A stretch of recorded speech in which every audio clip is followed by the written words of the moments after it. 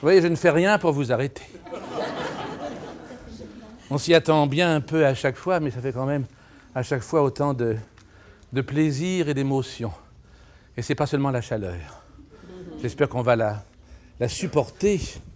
On va sortir les mouchoirs et les éventails, comme à l'époque glorieuse où il y avait encore un conservatoire et où il y avait encore des concours. Je ne sais pas si vous vous souvenez, alors quand on passait les concours, on voyait une salle qui frémissait tout entière, comme ça, avec les programmes en guise d'éventail. Ah, je ne peux pas dire que je suis encore plus heureux que vous soyez encore plus nombreux, puisque on est toujours plein, ce miracle qui se renouvelle à chaque fois. Mais je crois sentir une espèce d'excitation pour cette dernière, qui est une fausse dernière, hein, vous le savez, je crois à peu près tous maintenant, sauf ceux qui n'étaient pas là peut-être la dernière fois. Oui, on va recommencer sans la télévision, puisque le cycle aura été filmé grâce à Pierre Bonnier, que je ne remercierai jamais assez. Mais oui, on reprendra en octobre, d'octobre à février, sur le même rythme de 2 fois par mois.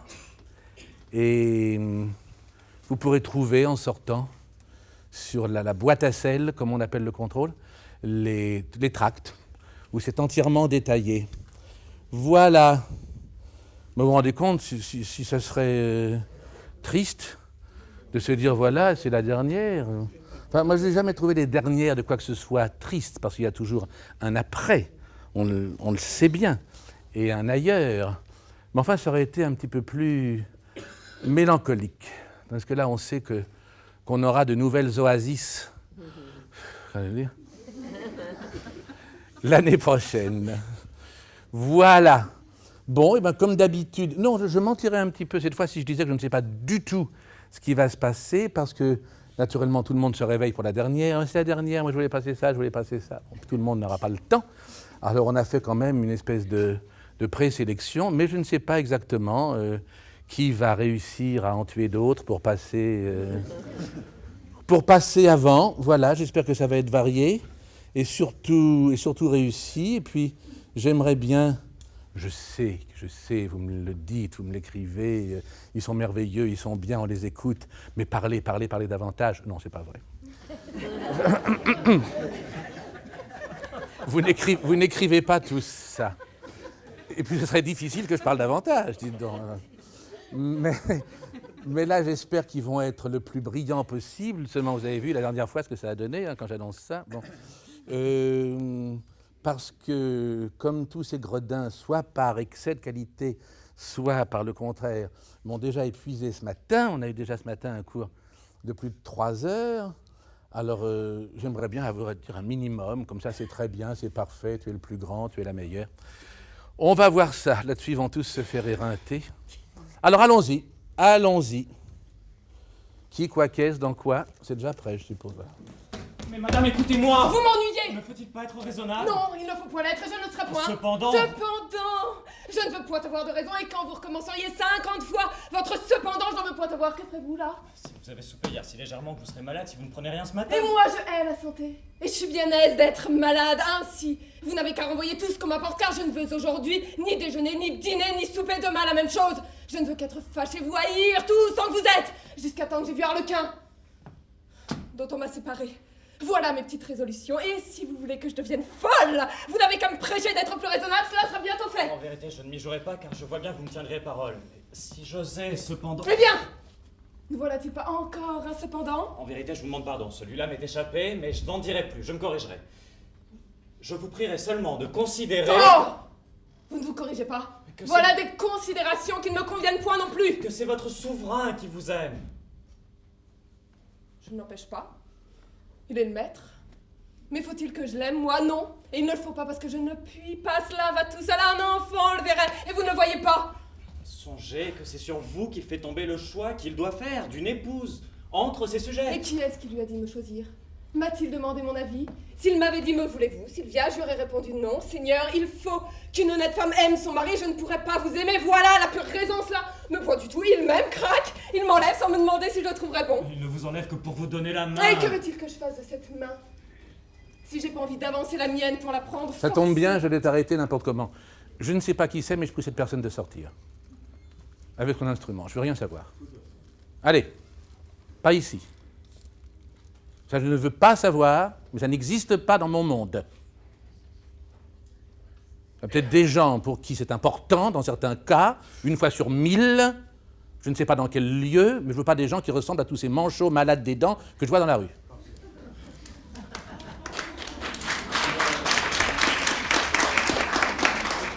On essaye de faire de l'art dans un monde pourri. Alors n'amenez pas vos miasmes, s'il vous plaît. Bon. Toujours sourire, le cœur douloureux. Ah, mais il est là, le diamant. Alors, oui, j'arrête parce que toi, tu es un femme, mon petit bonhomme, que j'aime beaucoup. Il a un prénom extraordinaire, il s'appelle Gilles Dubin. Je te l'ai déjà dit, pourtant, t'es pas le personnage, on le sait, et ça, en principe, on s'en fout, on travaille. C'est une espèce de grand militaire, un type, j'allais dire c'est un pléonasme en disant qu'il est très con, un personnage pas rustique, puisque ça se passe dans le palais du prince, mais qui est là, c'est une espèce de Léone, de Volpone, c'est un personnage comme ça, tonitruant, ce que jouaient les Alexandre Rignot, ces gens-là, on l'a mis à la garde de cette fille qui a été kidnappée il y a 3 jours, et il ne sait pas comment s'y prendre, il est maladroit, il ne fait pas de finesse, il ne s'arrête pas, il prend des temps au milieu des répliques. Tu es au-dessous, je me demande comment elle a réussi, car c'est pas mal du tout, je vais revenir. Mais c'était pas la peine d'en entendre davantage, parce que ça se délitait déjà, ça s'effilochait déjà. Comment elle a pu entretenir un ton et un mouvement avec quelqu'un à côté qui apparemment prenait plaisir à être au-dessous et à freiner, etc. Ça, on en a beaucoup parlé ce matin. Je ne sais pas si tu étais là, j'avoue que je n'ai pas fait attention. Mais je ne t'ai pas vu, ça veut donc dire que tu n'étais peut-être pas là. Mais quand vous me dites « mais j'étais malade », ça c'est comme la petite souris devant l'éléphant. Hein, bon, ça n'a pas de sens. On doit toujours être galvanisé. Et si on est dans cet état-là en permanence, on n'a pas le temps d'être malade. On n'a pas le temps d'être au-dessous, on n'a pas le temps d'être à côté. C'est un métier, s'il n'y a pas la passion, s'il n'y a pas l'élan, s'il n'y a pas le ressort, ça y est, ça recommence comme ce matin, il faut me mettre dans le même état. C'est un métier d'exaltation. C'est un métier où il y a un métier, oui, d'abord, avant d'être un art, où il y a 1000 problèmes à affronter, 1000 paradoxes, 1000 difficultés. Et je ne parle pas seulement de la façon dont se fait le métier en ce moment, ça vient encore après, en plus, et c'est pas ce qu'il y a de plus drôle. Mais face à soi, face à ce mystère, de cette vocation, face au mystère de l'approche d'un personnage, etc., c'est incroyablement difficile. Il y a une chose qui nous sauve, c'est d'être toujours en état, c'est d'être toujours prêt, c'est d'être toujours en état d'alerte, en état d'écoute. Je sais bien que ça aussi c'est une chose qui se perd. Bon, la fin d'une espèce commence par ça, par l'oreille qui perd ses facultés. C'est ce que nous vivons. Eh bien, nous soyons là pour essayer de faire revivre ça, du ressort, du nerf, les situations elles-mêmes. Tout ça ne doit pas être intellectuel, ça passe par l'entendement, ça passe par l'analyse, ça passe par la culture et la découverte et la curiosité de tout ce qu'on veut. Mais une fois qu'on est là, une fois qu'on en revient à l'auteur qui doit se libérer de son écriture à travers nos entrailles, à nous, il n'y a plus qu'une chose qui compte, c'est cette exaltation d'être là où on a voulu être, et ce plaisir, comme disait Pitoef, c'était pas celui qu'il manifestait le plus sur son visage, mais enfin, ce plaisir du personnage. Même quand on parle de la haine, même quand on joue un personnage qui s'ennuie, d'ailleurs il n'y en a pas dans les bonnes pièces, il n'y en a qu'une qui s'ennuie, c'est la reine de Ruy-Blas. Elle s'ennuie tellement qu'elle le crie, je m'ennuie, parce que si on s'ennuie, ben on reste chez soi. Quoi que l'on ait à traduire, quoi que l'on ait à jouer, on est en état de vibration. C'est le feu. C'est pour ça qu'on parle de foyer, qu'on parle de feu sacré, enfin qu'on en parlait. Donc, la situation elle-même, une fois qu'on l'a cernée, ça met une vie, bien sûr, on le sait. Mais petit à petit, de savoir qui je suis, où je suis, pourquoi je parle de ça, ce que je pense, de ce qu'elle me dit, etc. Elle-même, cette situation, elle est traduite par le mouvement, qu'on pourrait presque appeler la respiration. Pas seulement cette respiration ventrale, cette respiration qui est le fait qu'on est vivant, le fait qu'on pense ici, qu'on reçoit ici, que tout ça nous inonde, mais la respiration d'une œuvre, sa cadence, comme on le sent davantage en musique. Il y a des scènes où la situation tient tout entière dans le mouvement. On a écouté le disque de M. Dulin avec Lucien Arnaud, qui n'était pas un très bon comédien, mais qui le suivait dans la scène d'Harpagon et de la Flèche.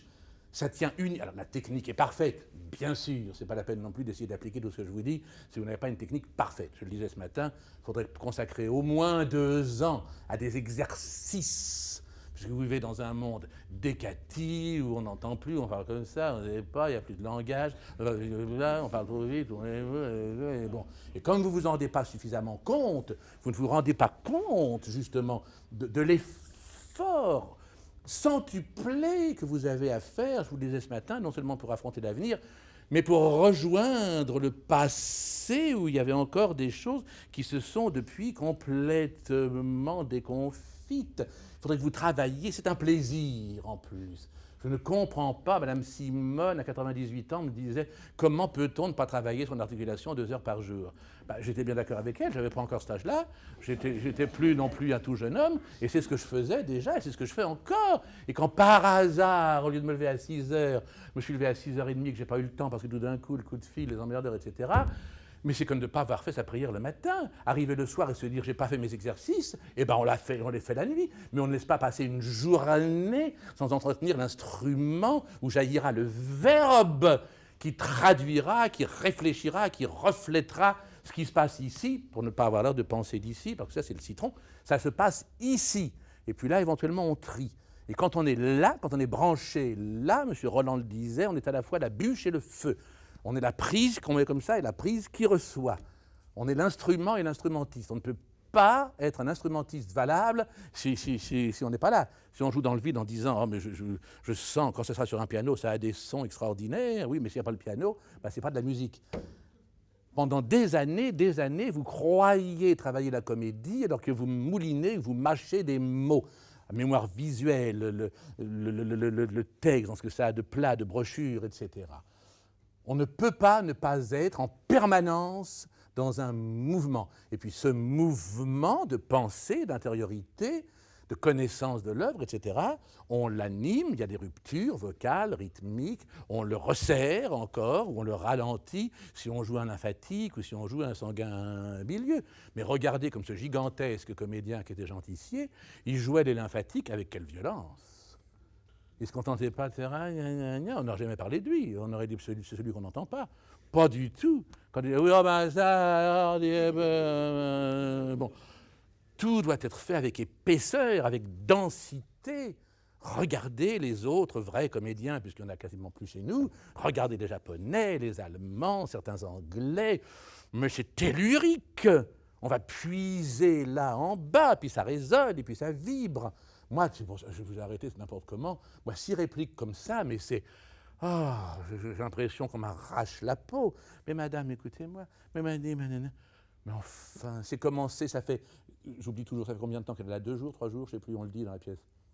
Enfin, 2 jours, plus 3 jours que vous êtes là, je ne sais plus. Enfin bon, tout ça c'est secondaire, ça c'est ce qu'aurait retenu Robert Manuel.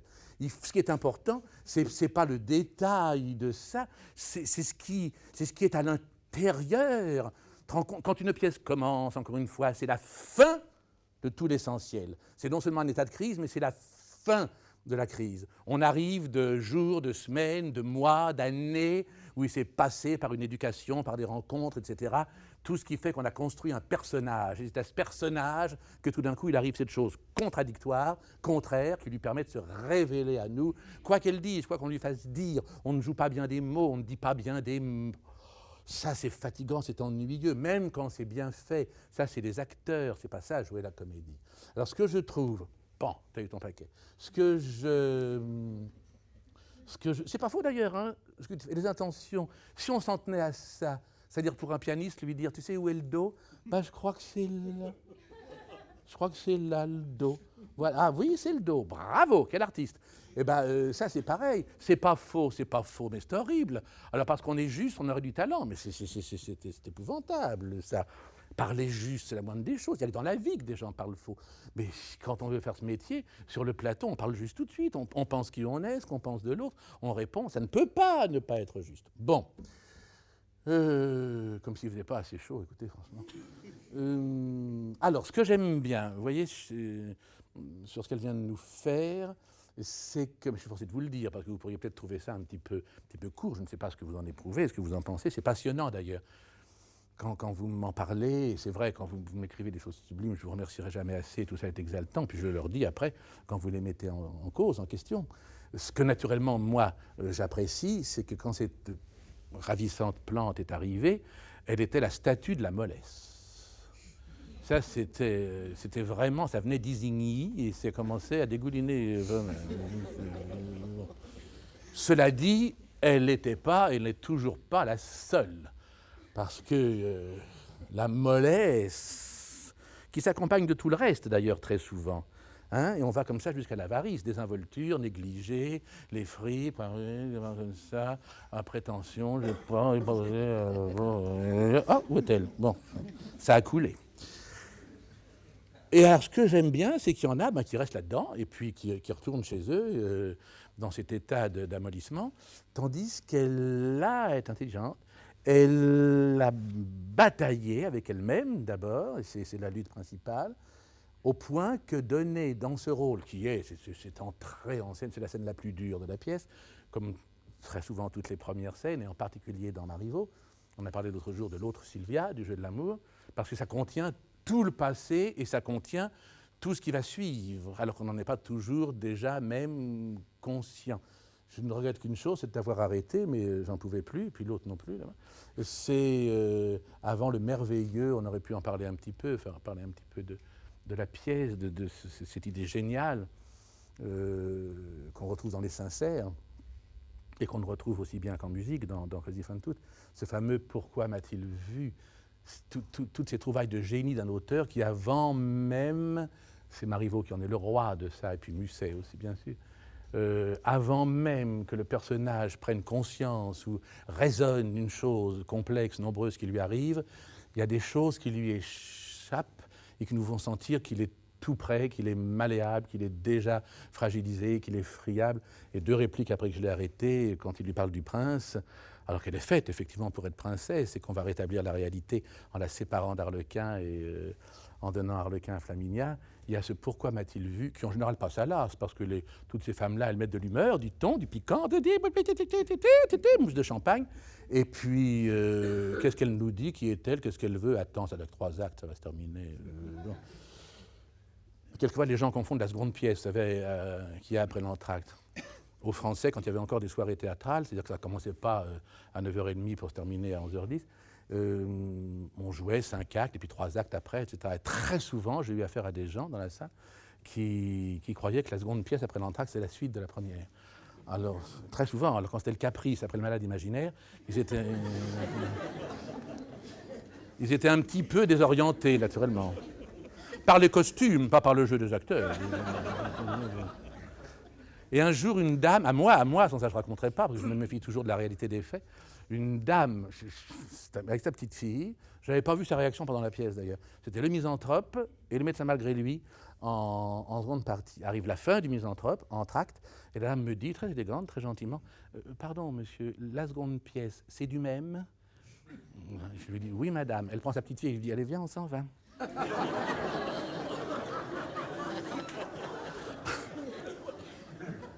Tout existe. Tout. Alors, oui, alors ce que j'aime bien, c'est que tout d'un coup, elles se tiennent droites, c'est que tout d'un coup, tout en restant timbrées, tout en restant centrées, elles sortent des moyens, tu donnes un mouvement, c'est pas mal du tout. Ce qui m'ennuie davantage, tu as dû le faire exprès par zèle ce soir, car je t'ai jamais vu comme ça avant, ce zèle ne sied pas à Électre, ne tombe pas dans le piège de toutes celles qui ont sans doute quelque chose à cacher et qui se foutent les cheveux devant les yeux. Hein? Bon, il vaut mieux pas. On vient pour te voir, il vaut mieux qu'on voit quel front tu as, ton regard, si tu as des tifs comme ça devant, comme ça se fait peut-être chez Jean-Louis David, mais pas au théâtre. Hein? Je dis Jean-Louis David parce que c'est le seul que je connais. Peut-être qu'il l'est ton, lui, je ne sais pas, au point où on en est.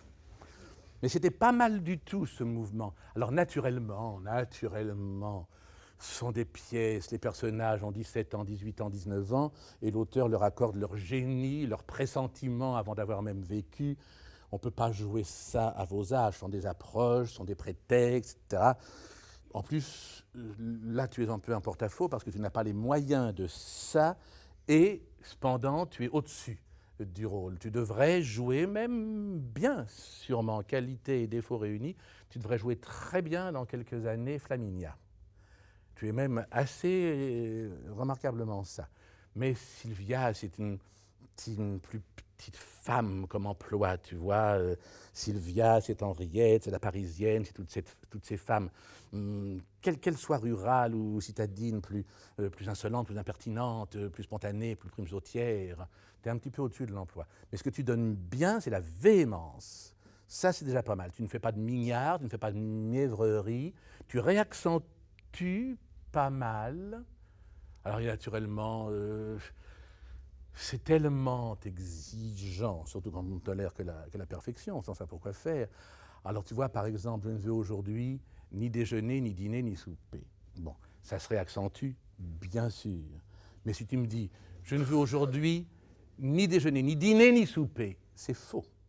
C'est une faute de goût, c'est une faute de compréhension, ou bien c'est ni, ce que je préfère d'ailleurs, comme dans la tirade de Ruy Blas, le Brésil, l'Espagne, c'est ça, c'est là qu'est le sentiment, c'est pas sur le mot qui suffit à lui-même.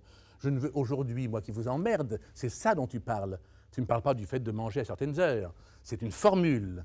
Je ne veux aujourd'hui ni déjeuner, ni dîner, ni souper, demain la même chose, je ne veux que... Tu vois, tu restes, c'est le même mouvement, c'est presque le même mouvement chorégraphique. Mais enfin, c'est pas mal du tout, qui pour l'avoir tenté, n'en soit resté plus grand. Merci.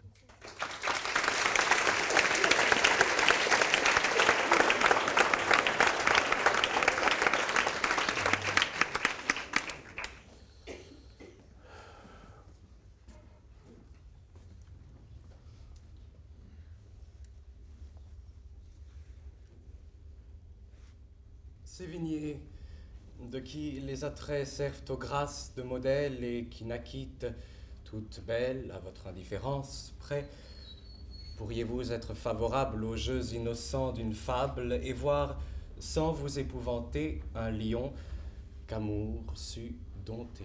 Amour est un étrange maître. Heureux qui peut ne le connaître que par récit, lui, ni ses coups. Et quand on en parle devant vous, si la vérité vous offense, la fable, moins, se peut souffrir. Celle-ci prend bien l'assurance de venir à vos pieds, s'offrir par zèle et par reconnaissance. Du temps que les bêtes parlaient, les lions, entre autres, voulaient être admis dans notre alliance. Pourquoi non? Puisque leur engeance valait la nôtre, en ce temps-là, ayant courage, intelligence et bellure, outre cela. Voici comment il en alla. Un lion, de haut parentage, en passant par un certain pré, rencontra bergère à son gré. Il la demande en mariage.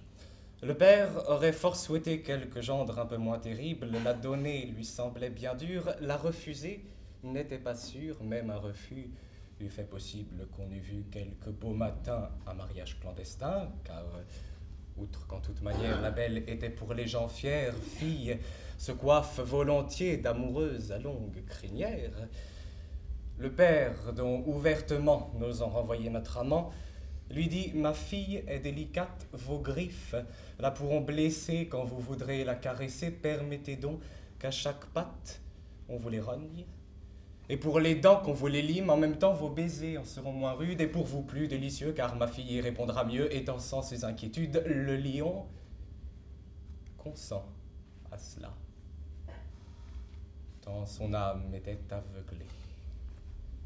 Sans dents ni griffes, le voilà comme place démantelée, on lâcha sur lui quelques chiens. Il fit fort peu de résistance. Amour, amour, quand tu nous tiens, on peut bien dire adieu, prudence. Merci.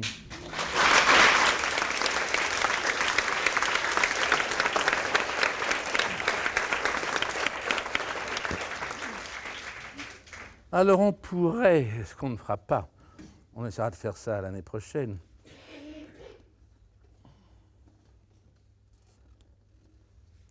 et au besoin à plusieurs sur une même fable, on pourrait naturellement travailler ça pendant 3 ou 4 heures, si on voulait faire du détail et si on voulait la perfection. Mais après avoir dit quand même que c'était très remarquable.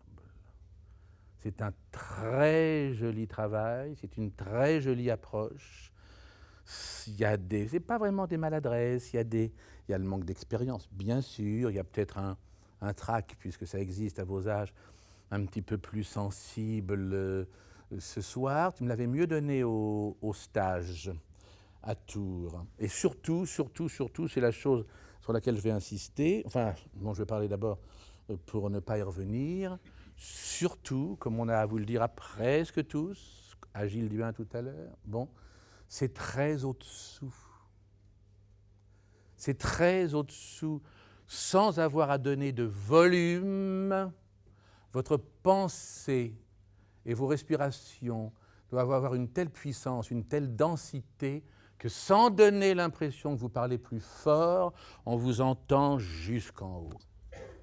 Sinon, tout le monde en pâtit un peu. Même ceux qui sont là, moi qui suis là, je me dis, ah, c'est dommage, ils ne vont pas tous sûrement bien entendre. Et ça nous prive d'une partie de notre plaisir. Tu l'as donné, c'est drôle parce que tu as un bon et beau timbre, assez en place, mais là, c'est comme si tu étais un peu voilé, tu vois, tu es un tout petit peu détimbré, c'était un petit peu au-dessous, comme ça, un tout petit peu cotonneux, et c'est suffisant pour qu'on se sente privé de l'essentiel. Et c'est dommage parce qu'à quelques détails près, on peut toujours, bien sûr, peaufiner, c'est d'une très, je le répète, une très, très jolie qualité. Il est tout débutant, il a quelques mois de travail, il est très jeune, et c'est d'autant plus joli ce que tu fais qu'en principe, ces qualités, même dans le désordre, même dans une espèce de fourre-tout de temps en temps, c'est de se laisser aller à un tempérament plus fougueux, c'est de jouer des cellios, des caprices de Marianne, des choses comme ça. Et là, tout d'un coup, on est dans l'ordre, dans l'équilibre, dans la grâce, dans l'harmonie, dans le quotidien. Bon, il n'y a rien de plus dur que La Fontaine, naturellement. C'est pour ça qu'on commence par lui. Et en plus, il est la base de toutes les situations. Et tu le dis, derrière ce voile, je n'aurais presque que des compliments à te faire. Quelques maladresses, je vais en citer une ou deux. Mais sinon, joli mouvement, jolie vision des choses. Tu prends le temps de visualiser avant de parler. Il y a de la grâce. Ce qu'on sent bien, c'est le ton un peu mélancolique. C'est peut-être à ça que tu t'es laissé prendre, de ce monsieur qui parle à la dame dont il a eu à souffrir, bon, les coups de griffe, etc. C'est joliment phrasé. L'inflexion est la bonne, tu es dans la bonne tonalité, c'est assez bien réaccentué, il y a des petites notations au passage jolies, avec quelquefois, mais ça c'est normal, ça dure des années comme ça, quand on a compris intellectuellement une petite chose qu'il fallait faire techniquement et qu'au lieu de la faire en la prenant à son compte, comme si elle redevenait naturelle, on joue un petit peu le côté « est-ce que vous voyez que j'ai bien fait la chose qu'on m'a indiquée ?» Tu sais, quand on lit la fin d'une phrase avec le début d'une autre, par exemple, pour ne pas respecter bêtement la ponctuation, etc., qui est notre ennemi, il ne faut pas non plus, parce qu'on enchaîne, justement parce qu'on enchaîne, il ne faut pas avaler la fin de la phrase, puisque tu sais que tu vas lier. Sinon, ça fait un petit coup de nerf, ça donne une espèce de petite dépressurisation, comme ça. Puis il y a une chose que, pareil, dès qu'on veut faire une... c'est ce que disait... Magda Taliaferro, Magda Taliaferro, à qui on hommage, ma chère Nathalie. La couleur, pas la nuance. C'est l'ennemi, il ne faut pas vouloir faire de finesse. Il faut que ce soit fin et nuancé parce qu'on est dans un mouvement, dans une couleur, dans une intention et que la pensée est dense. Je pense à la manière que tu as eu de faire. L'intention était bonne, mais tu as un peu avalé là aussi le « prends bien de s'offrir par zèle et par reconnaissance du temps ». Non, tu vois, par zèle, pour aller plus loin, et par reconnaissance du temps. Je ne l'ai pas étiré, je ne l'ai pas traîné, mais je l'ai laissé quand même vibrer, puisque je savais qu'après, j'aurais la réaccentuation de « du » pour prolonger le legato de la phrase. Hein. Tu as été un tout petit peu au-dessous, un tout petit peu timide. Fais attention à la fin, tu le dis très bien, mais que ça ne te soit pas quand même, n'écris pas le premier amour, A-H, mour plus loin. Hein. Là, tu m'as vraiment fait amour. On a l'impression que tu t'adresses à Denis Moore. C'est parce qu'elle devient celle-là, à force de tourner que de mauvais films. Puisqu'on parle de cinéma, faites-moi plaisir, n'écoutez pas les gens. Il paraît qu'on en dit beaucoup de bêtises, comme de toutes choses réussies et un peu nobles. Ne laissez pas passer le bonheur d'aller voir La Légende. Comment c'est la suite, le film de Robert Redford, qui a réussi tous les films qu'il a fait. Et c'est une merveille, c'est au-delà d'une histoire de golf, c'est au-delà d'une histoire d'amour, c'est une méditation sur la mort, un peu comme on avait dans Gladiator ou dans Au-delà du rêve. Bon, c'est une chose d'une sérénité, c'est une chose admirable d'intelligence et de profondeur et de grâce. Pas tellement de choses à voir, même chez les Américains maintenant, qui sont pourtant les meilleurs. Pourquoi cet égarement je vais me comparer à Jouvet, qui disait tout le temps, à force de parler, je suis là, toujours égaré sous la lune. Il disait, amour, mais bien sûr, déni-mour, voilà. Mais sinon, la phrase est jolie. Mais tu vois, d'avoir fait amour, bah, il t'est resté ça pour l'essentiel. Si bien que tu as loupé ta fin. Amour, amour, quand tu nous tiens, on peut bien dire, excusez-moi, ce sera pour la prochaine fois. Hein? Ah non, il faut que tu trouves moyen. Bien sûr que ça doit pouvoir se dire sur un inspire profond. C'est ce que faisait Madame Bovy, entre autres, que personne n'a surpassé dans ce texte, comme dans beaucoup d'autres d'ailleurs. Mais si tu te sens, toi, avoir besoin pour aller au bout d'une petite reprise, fais la reprise à l'intérieur, au haut d'un inspire. Hein, amour. Moi, d'ailleurs, je respirerai après le premier. Je lirai davantage le premier à ce qui précède. On lâcha sur lui quelques chiens, il fit... Puis respirer à des endroits où on ne t'attend pas, casse tout ça, déforme. Bon, il fit... Fort peu de résistance, amour. Amour, quand tu nous tiens, on peut bien dire adieu prudence. Surtout qu'il faut que tu en gardes toujours un petit peu après pour que ça continue à vibrer. Tu sais, hein, comme faisait Callas. Elle ne faisait pas toujours les notes, on s'en fout. Il y avait la vibration de la pensée et de l'intelligence. Voilà, mais je trouve ça d'une jolie qualité. Très jolie qualité. Merci Alexandre.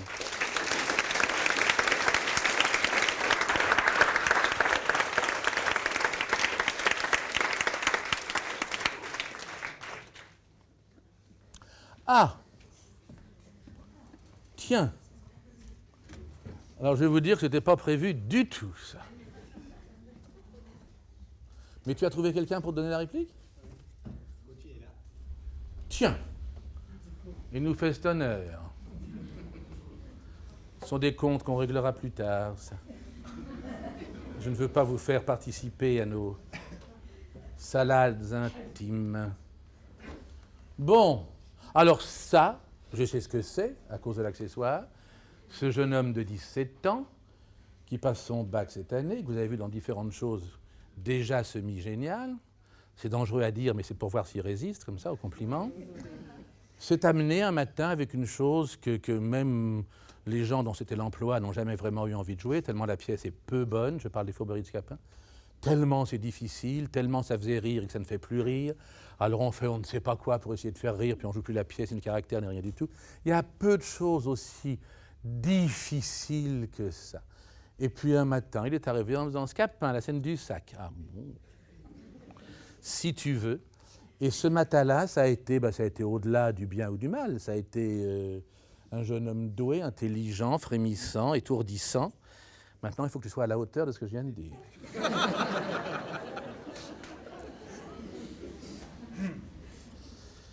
Allons-y.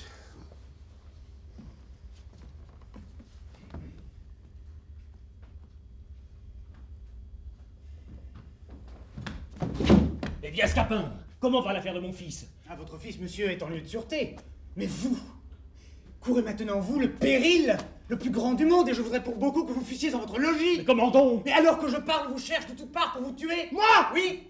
Et qui? Le frère de cette personne qu'Octave a épousée. Il croit que le dessein que vous avez de mettre votre fille à la place que tient sa sœur est ce qui pousse le plus fort à faire rompre leur mariage. Et dans cette pensée, il a résolu hautement de décharger son désespoir sur vous et vous ôter la vie pour venger son honneur. Tous ses amis gens d'épée comme lui vous cherchent de tous les côtés. J'ai vu même de ça et de là des soldats de sa compagnie qui interrogent ce qu'ils trouvent et occupent par peloton toutes les avenues de votre maison, de sorte que vous ne seriez allé chez vous. Vous ne sauriez faire un pas ni à droite ni à gauche, que vous ne tombiez dans leurs mains. Mais que ferais-je, mon pauvre tapin? Ah bah, je sais pas, monsieur, voici une étrange affaire. Hein. Je tremble pour vous depuis les pieds jusqu'à la tête et...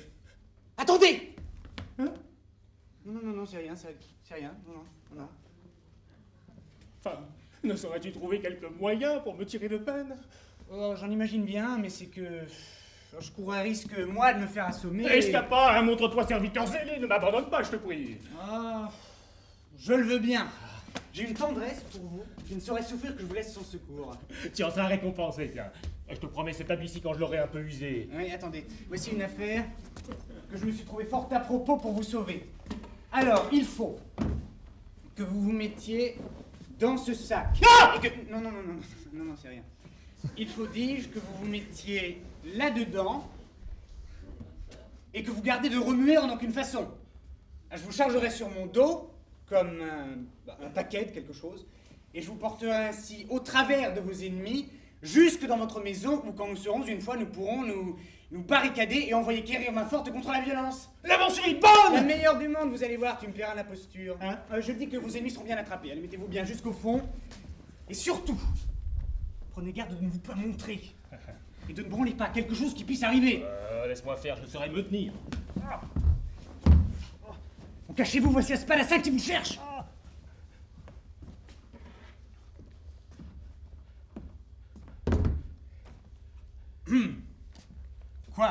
Quoi? Je n'aurai pas l'avantage de tuer ces gérontes?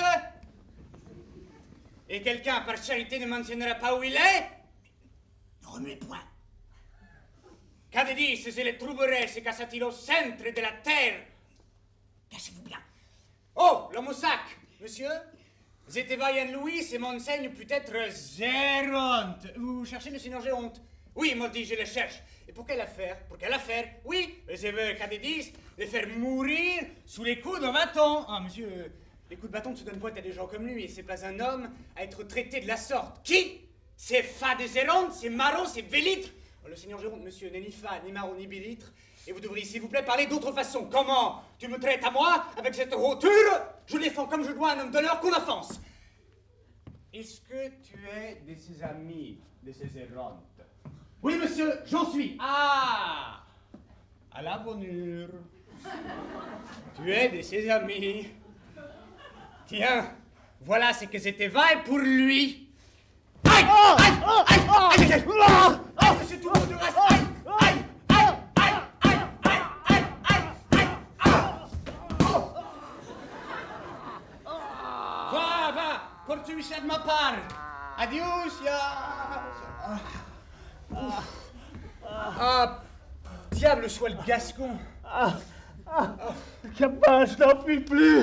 Je suis tout moulu et les épaules me font un mal épouvantable. Comment? Mais c'est sur les miennes qu'il a frappé. Oh, Nanny, monsieur, c'était sur mon dos qu'il frappait. Que veux-tu dire? J'ai bien senti les coups, il les sent bien encore. Mais non, vous dites c'était que le bout du bâton qui était jusque sur vos épaules. Ah, je devais donc te retirer un peu plus loin pour m'épargner. Mais cachez-vous, voici un autre qui a la mine d'un étranger.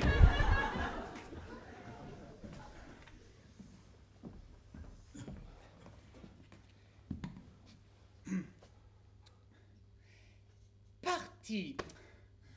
Moi, courir comme une basque, et moi, ne pauvre point de tout le jour, trouver astitiable et déchirante. Mais ne remuez point.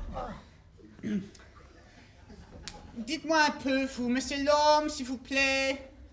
Vous ne savez point où il est, cette Géronte qui m'a cher. Non, monsieur, je ne sais point où est Géronte.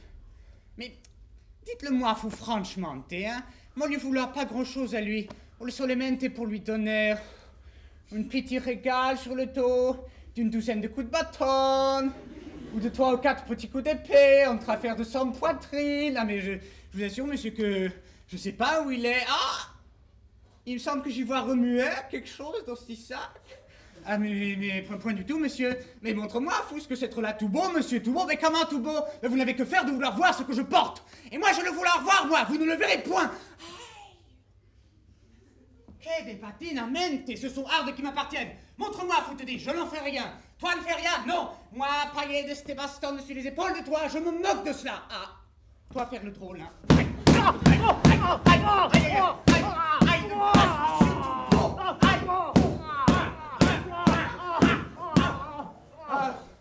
juste au revoir. L'être là une petite leçon, puis apprendre à toi à parler insolentemente. Oh, peste soit du baragouineux. Je suis roué. Ah, je suis mort. Mais pourquoi diable faut-il qu'il frappe sur mon dos? Prenez garde. Voici une douzaine de soldats tout ensemble.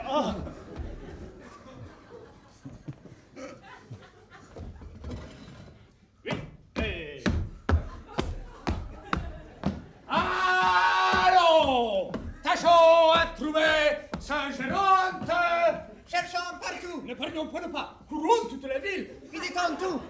N'oublions aucun lieu. Furotons de tous les côtés. Par où irons-nous? Tournons par là, non par ici, à gauche, à droite, nenni, si fait. Camarade. Voici son valet. Allons, coquin, il faut que tu nous enseignes où est ton maître. Parle, hâte-toi, expédions, dépêche, vite, tôt. Et messieurs, doucement, ne me maltraitez point. Si tu nous fais trouver ton maître tout à l'heure, nous allons faire pleuvoir sur toi une ondée de coups de bâton.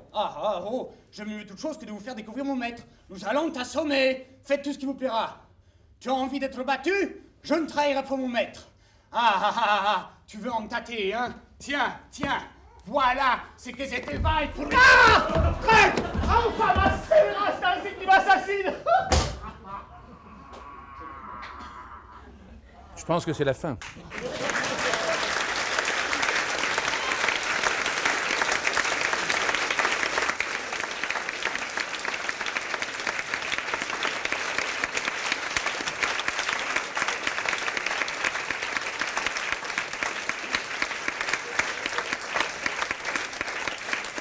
Ah non! Ah non!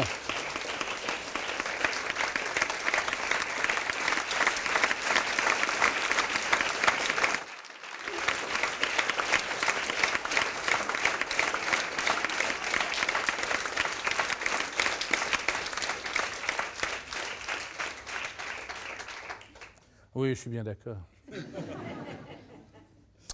Mais ça, c'est un cas très étonnant parce que, indépendamment de l'âge, ce garçon qui est fait pour jouer Hamlet et qui le joue admirablement, et qui tout d'un coup, là, par l'intelligence, par l'intelligence de ne pas faire autre chose que ce que propose le texte, cette espèce de canevas comme ça, de s'amuser sans vulgarité, il y a toutes les grâces, il y a toutes les malices, toutes les inventions, mais à l'intérieur presque d'un détachement.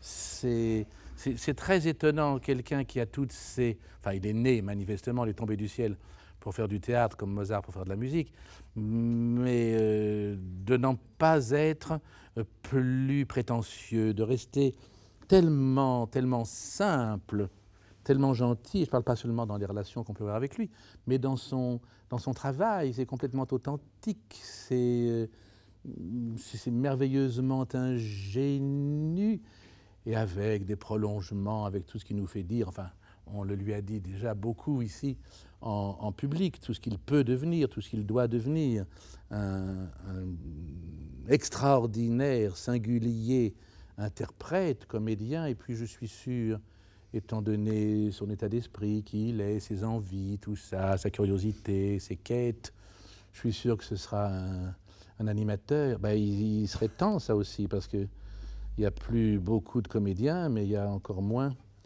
de metteurs en scène, pas de ce qu'on appelle un metteur en scène. C'est charmant, c'est délicieux, parce que ça a l'air facile, ça a l'air fait comme ça, c'est sans... C'est pas une recherche de trucs, et c'est très difficile. C'est très difficile. Ce sont des pièces, les précieuses, Scapin, tout ça, il faut vraiment les reprendre comme ça, théâtre de foire, comme Copeau avait repris le Vieux Colombier, très tôt nu, et puis imagination, fantaisie de l'acteur, bonheur de jouer. C'est les marionnettes merveilleuses, quoi. Oui, c'est bien dommage que tu aies mis cette perruque imbécile, toi.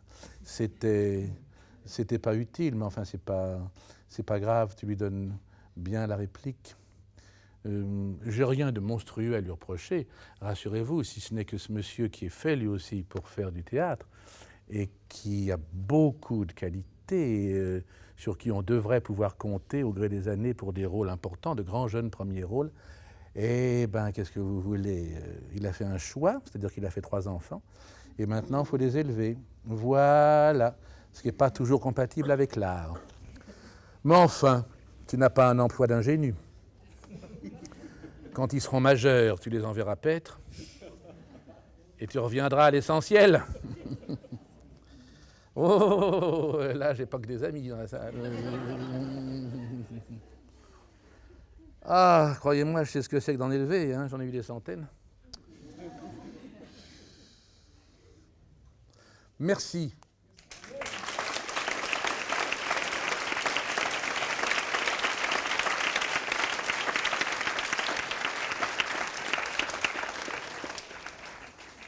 Naturellement, c'est très en marge de tout, vous comprenez, c'est mieux que le don, parce que les dons, c'est dangereux. C'est mieux qu'une intelligence froide, c'est mieux qu'un tempérament qui peut disperser. Il y a une espèce d'évidence, un accord parfait, une harmonie parfaite entre la pensée et ce physique qui peut se prêter à tout. Des mains admirables, un beau visage et qui, en s'étoffant, pourra tout aborder. J'aime pas, encore une fois, citer des noms, mais on rêve de la carrière que lui pourra faire après avoir été un Terzieff. Allons-y.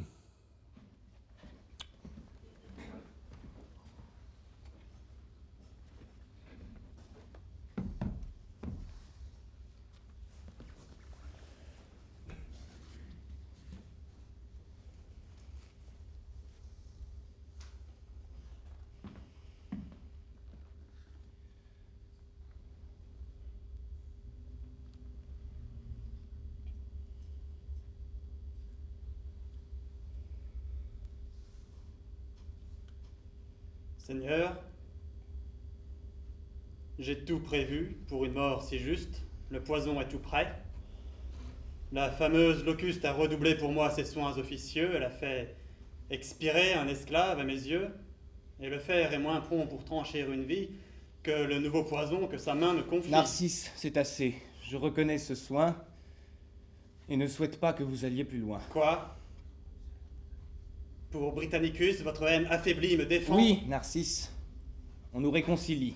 Je me garderai bien de vous en détourner, Seigneur, mais il s'est vu tantôt empoisonné, emprisonné. Cette offense en son cœur sera longtemps nouvelle. Il n'est point de secret que le temps ne révèle. Il sera que ma main lui devait présenter un poison que votre ordre avait fait apprêter. Les dieux de ce dessein puissent-ils le distraire? Et peut-être qu'elle fera ce que vous n'osez faire. On répond de son cœur. Et je vaincrai le mien. Et l'hymen de Junie en est-il le lien? Seigneur, lui faites-vous encore ce sacrifice? C'est prendre trop de soin. Quoi qu'il en soit, Narcisse, je ne le compte plus parmi mes ennemis. Agrippine, Seigneur, ce l'était bien promis. Elle a repris sur vous son souverain empire. Quoi donc? Qu'a-t-elle dit? Et que voulez-vous dire? Elle s'en est vantée assez publiquement. De quoi? Qu'elle n'avait qu'à vous voir un moment, car à tout ce grand courroux, à cet éclat funeste, on verrait succéder un silence modeste. Que vous-même, à la paix, souscririez le premier. Heureux que sa bonté daignât tout oublier. Mais Narcisse, dis-moi, que veux-tu que je fasse? Je n'ai que trop de pente à punir son audace, et si je m'en croyais, ce triomphe indiscret serait bientôt suivi d'un éternel regret. Mais de tout l'univers, quel sera le langage? Sur les pas des tyrans, veux-tu que je m'engage? Et que Rome, effaçant tant de titres d'honneur, me laisse pour tout nom celui d'empoisonneur? Ils mettront ma vengeance au rang des parricides. Et prenez-vous, Seigneur, leur caprice pour guide? Avez-vous prétendu qu'ils se tairaient toujours? Est-ce à vous de prêter l'oreille? À leur discours, de vos propres désirs, perdrez-vous la mémoire? Et serez-vous le seul que vous n'oserez croire? Mais Seigneur, les Romains ne vous sont pas connus. Non, non, dans leurs discours, ils sont plus retenus. Tant de précautions affaiblit votre règne. Ils croiront mériter, en effet, qu'on les craigne. Aux joues, depuis longtemps, ils se sont façonnés. Ils adorent la main qui les tient enchaînés. Vous les verrez toujours ardents à vous complaire. Leur prompte servitude a fatigué Tibère. Moi-même, revêtu d'un pouvoir, emprunté que je reçus de Claude avec la liberté, j'ai 100 fois dans le cours de ma gloire passé tenter leur patience, et ne les point lassé. D'un empoisonnement, vous craignez la noirceur? Faites périr le frère, abandonnez la sœur. Rome, sur ses autels prodiguant des victimes, fussent-ils innocents, leur trouvera des crimes. Vous verrez mettre au rang des jours infortunés ceux où jadis la sœur et le frère sont nés. Narcisse, encore un coup, je ne puis l'entreprendre, j'ai promis à Burrus. Il a fallu me rendre. Je ne veux point encore, en lui manquant de foi, donner à sa vertu des armes contre moi. J'oppose à ces raisons un courage inutile, je n'écoute point avec un cœur tranquille. Pyrrhus ne pense pas. Seigneur, tout ce qu'il dit. Son adroite vertu ménage son crédit. Ou plutôt, ils n'ont tous qu'une même pensée, ils verraient par ce coup leur puissance abaissée. Vous seriez libre alors, et devant vous, ces maîtres orgueilleux fléchiraient, comme nous. Quoi donc, ignorez-vous tout ce qu'ils osent dire? Néron, s'ils en sont crus, n'est point né pour l'Empire. Il ne dit, il ne fait que ce qu'on lui prescrit. Burrus, qu'on dit son cœur, Sénèque, son esprit. Pour toute ambition, pour vertu singulière, il excelle à conduire des chars dans la carrière, à disputer des prix indignes de ses mains, à se donner lui-même en spectacle romain, à venir réciter sa voix sur un théâtre, à réciter des chants qu'il veut qu'on idolâtre, tandis que des soldats de moments en moments vont arracher pour lui les applaudissements. Ah! Ne voulez-vous pas le forcer à se taire? Viens, Narcisse. Allons voir ce que nous devons faire.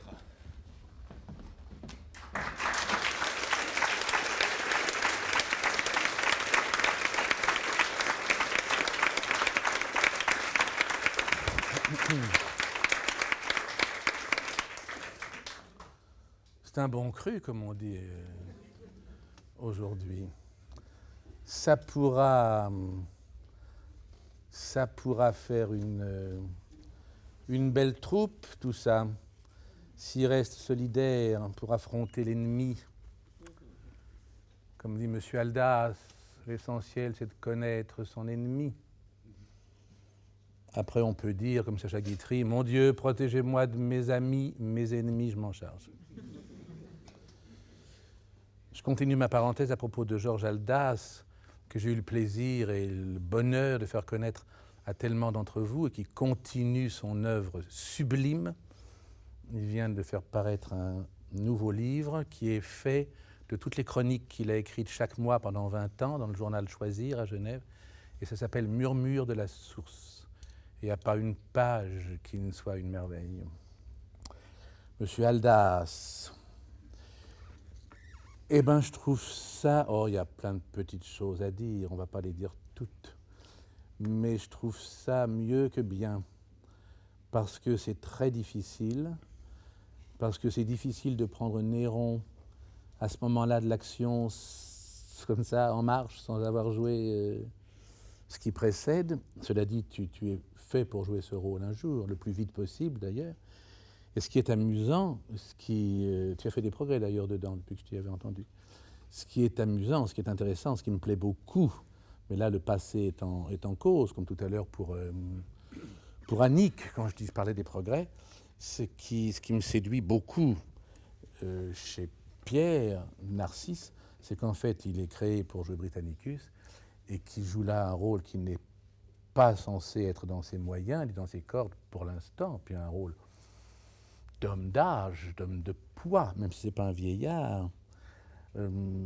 Et ça, tu le fais bien. Tu le fais d'autant mieux qu'en général, lorsqu'on aborde Narcisse, il y a beaucoup de malentendus aussi. Quand on aborde Narcisse, jeune surtout, mais d'autres s'en chargent, c'est qu'on en voit le côté Basile, le côté côteleux, le côté couleur de Murat, je me glisse, sournois, etc., comme ça, qui est son apparence, qui est son fantôme, si je peux dire.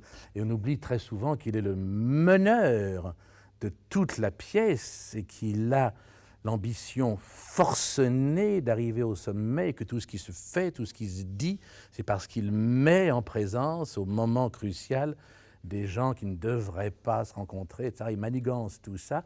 C'est un personnage d'impatience qui se dissimule par une espèce de retenue, comme ça.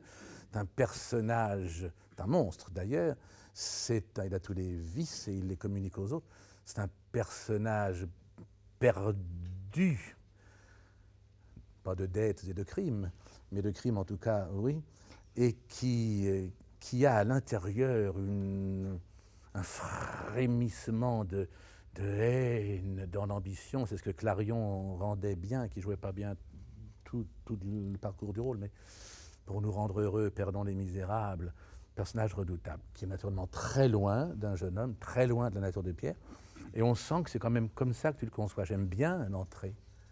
J'aime bien ce temps, j'aime bien ce regard, parce que là, c'est toujours pareil, 4e acte. Hein. Il s'est passé plein de choses avant, et quand on arrive vers la fin d'une pièce, il faut tenir compte que tout ce qu'on fait, même si on est sorti de scène entre-temps, il continue à se passer des choses en coulisses, le personnage continue à vivre, et puis surtout, tout ce qu'on fait, même si c'est une chose souriante ou détendue, elle vient s'ajouter à tout ce qui a précédé, surtout dans ce théâtre des 3 unités, hein, tout ça va très vite, c'est très, très rassemblé. Non, la chose, puis c'était bien en place vocalement, vous entendez bien, c'est important de le souligner.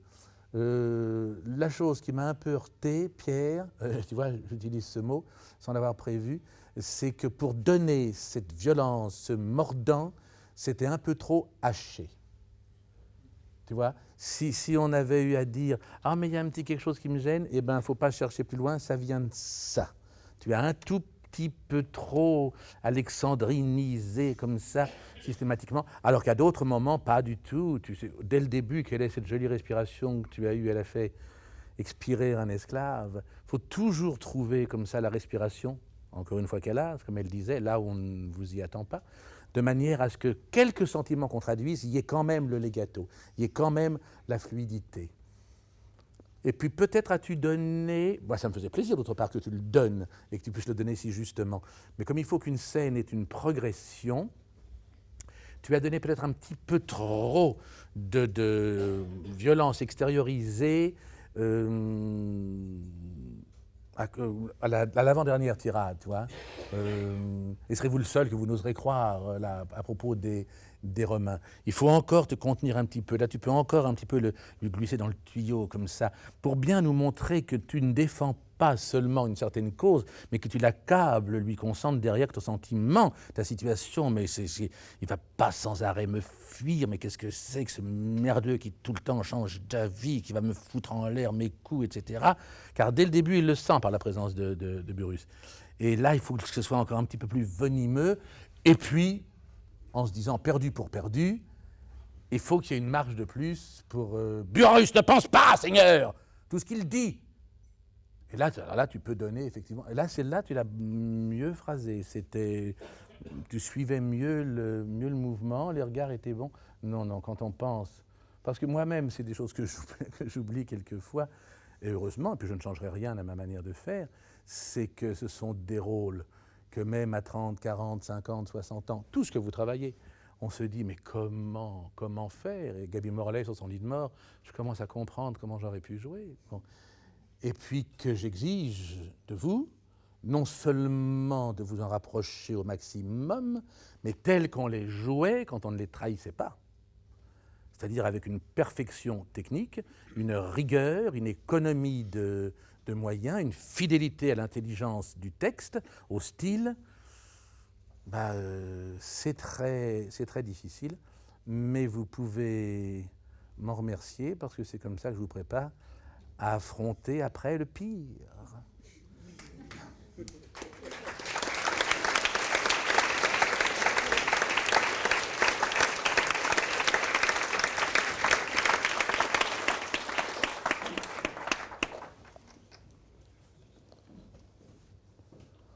Oui, ils ont apparemment tout fait pour me complaire jusqu'à présent. J'ai pas trop à en dire. Spiaro, il s'en est pas fallu. Pardon. Eh bien, ça tombe bien. Il vient de me dire, il s'en est pas fallu. Quoi donc? Je veux pas savoir ce qui s'est passé, mais je vais te parler de ce qui ne s'est pas passé. Et avant même que vous ne la donniez, la scène, parce qu'ils me l'ont donnée l'autre jour. C'est une chose dont je leur ai dit, s'il y a le temps, si vous ne faites pas partie des victimes, quand vous allez vous battre. Bon, c'est une chose qu'on peut effectivement écouter, et s'il y a des choses à dire, je les dirai au cours public. Et bien, une de celles que je voulais dire, et j'aime mieux au fond le dire avant, parce que peut-être que la scène va en bénéficier, c'est que tu entres, ma chérie, toi qui fais tellement de progrès en ce moment, des progrès d'une qualité ravissante. Mais tu entres, non seulement c'est une petite paysanne, elle est beaucoup plus vive, elle est beaucoup plus pétulante en elle-même, de par sa nature, mais tu entres molle et détendue comme ça. Notre Dame Spiaro, tu t'es trouvé ici. Mais ils sont, et elle surtout, en pleine excitation. Il est arrivé l'événement de leur vie, ce naufrage, et puis ce Don Juan dont tout le monde dit il est beau, il est tout nu chez Mathurine, et puis il est en train de se dire tout le monde est dans tous ses états. C'est la fête au village, sous les jupes et autour. Elles sont dans un état. Alors raconte, et elle ne s'intéresse à lui, dont on sait très bien les sentiments qu'elle a pour lui, que parce qu'il a aidé à sauver, et qu'il a assisté à tout ça. C'est vrai, t'as assisté, raconte. Mais elle est complètement électrisée. Oh, dis donc, et c'est comme ça d'ailleurs, c'est très important pour lui aussi. Parce qu'il ne joue pas tout seul la scène, hein, même si elle a des petites répliques de temps en temps. C'est pour ça qu'il a l'impression qu'il y a bon pour leurs affaires sentimentales. Parce qu'un des dangers de cette scène, comme de presque toutes les belles scènes de théâtre, on a eu ça aussi à en parler nombre de fois, et on prend toujours comme exemple la scène d'Horace avec Arnolphe, où il vient raconter pendant 3 pages que tout a raté, et à la 4e page, il nous dit tout a réussi. Il faut jouer la situation de tout a réussi, et puis glisser une façon de raconter qu'il y a eu des ennuis. Mais la situation, c'est quand même la réalité. Hein, on ne joue pas « Ah oui, je suis triste, puis après, maintenant, je suis gai ». Non, c'est justement l'intérêt des belles scènes de théâtre. Et là, c'est pareil. Il n'y a pas le récit du naufrage, et puis après, alors dis donc, maintenant que j'ai joué une scène, on va en jouer une autre. Tu m'aimes pas? Non, tout est contenu là-dedans. C'est parce que ton excitation pour Don Juan et tout ce qui s'est passé lui donne l'impression que tu l'admires, alors tu l'as sauvé, alors il s'est passé des choses, qui se dit, ça y est, elle va peut-être m'aimer grâce à ça. Et c'est à cause de ton attitude qu'il raconte, comme il le fait justement le récit. Sans ça, ça nous emmerderait à mourir, c'est une scène très longue.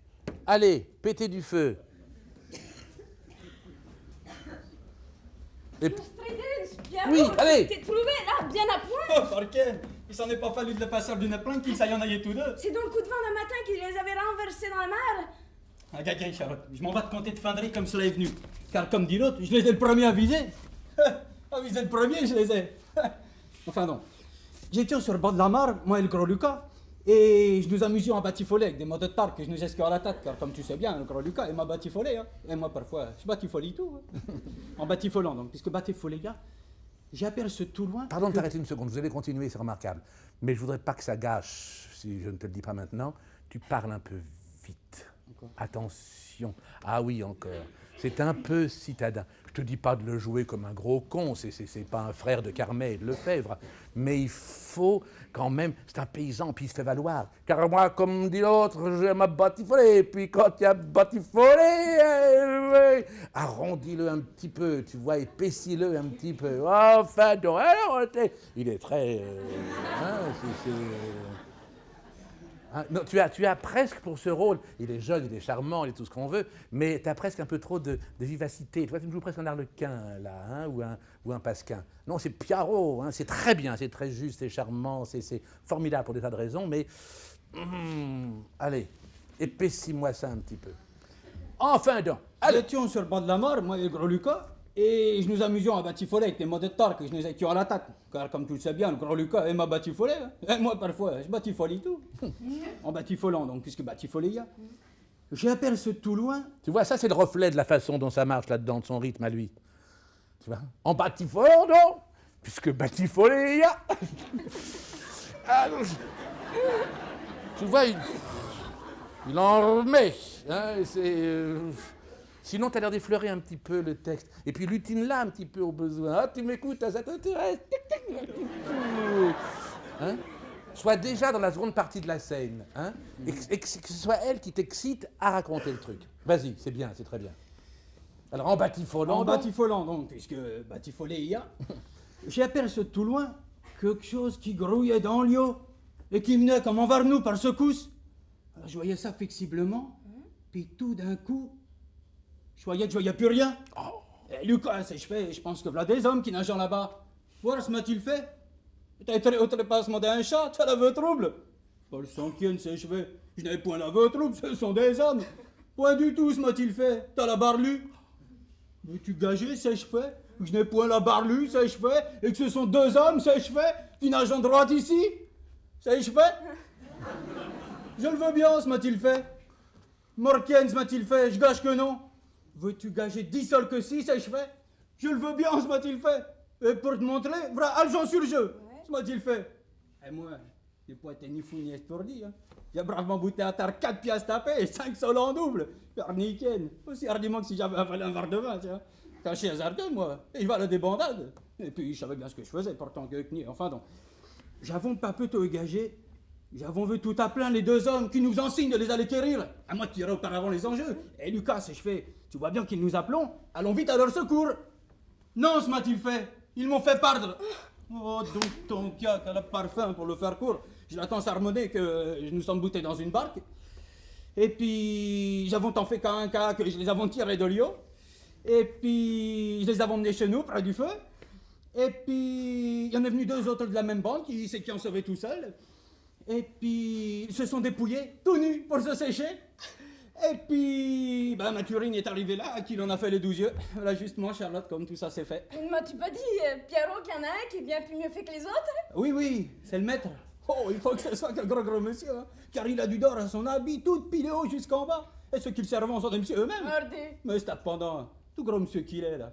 Il serait par ma fille naillée si Navium était là. Regardez un peu. Par Ken, sans nous, il n'avait pour sa main de fève. Mais ne m'as-tu pas dit, il est encore chez toi tout nu? Pierrot? Non, ils l'avons rhabillé tout devant nous. Mon Dieu, j'en avons jamais vu s'habiller. Que d'histoires et d'un gigorni au bouton, ces messieurs-là, les courtisans. Moi, je me perdais donc pour moi, j'étais tout ébobé de voir ça. Tiens, Charlotte, ils ont des cheveux qui ne tenent pas à la tête. Les boutons, ça après tout comme un gros bonnet de filasse. Ils ont des chemises qui ont des manches où j'entendrais tout brandi, toi et moi. Au lieu de pourpoint, ils portent un garde-robe aussi large que d'ici à Pâques. Au lieu de rabat, 2 petites brassières qui ne nous pèsent que brichet. Et au lieu d'autre chose, ils portent un garde-robe avec un grand mouchoir de cou à réseau et puis 4 grosses houppes de linge qui les tombent sur l'estomac. Ils avaient eu tout d'autres petits rabats au bout des bras et de grands entonnoirs de passe-moi aux jambes. Et parmi tout ça, tant de rubans. Tant de rubans, c'était le vrai piqué. Il n'y a pas jusqu'à leurs souliers qui n'en soient farcis, tout depuis un bout jusqu'à l'autre. Et avec ça, ils sont faits d'une façon. Je me romprais le cou avec. Par ma fille, Pierrot, faut que j'aille voir un peu ça. Ah, écoute un peu auparavant, Charlotte. Eh ben, J'ai quelque chose à te dire, moi. dis, qu'est-ce que c'est? Vois-tu, Charlotte, il faut, comme dit l'autre, que je t'ai bon de mon cœur. Je t'aime, tu le sais bien, et je chante pour être mariés ensemble. Mais Morken, je suis pas satisfait de toi. Comment, qu'est-ce donc qu'il y a? Il y a... Tu me chagrines l'esprit, franchement. Comment donc? T'es tigaine, tu ne m'aimes point. Oh, ce n'est que ça? Bah oui, ce n'est que ça, c'est bien assez. Oh, Pierrot, tu me viens toujours dire la même chose. Je te dis toujours la même chose parce que c'est toujours la même chose. Et si c'était pas toujours la même chose, je te dirais pas toujours la même chose. Qu'est-ce qu'il te faut? Que veux-tu? Cher Niken, je veux que tu m'aimes. Est-ce que je t'aime pas? Non.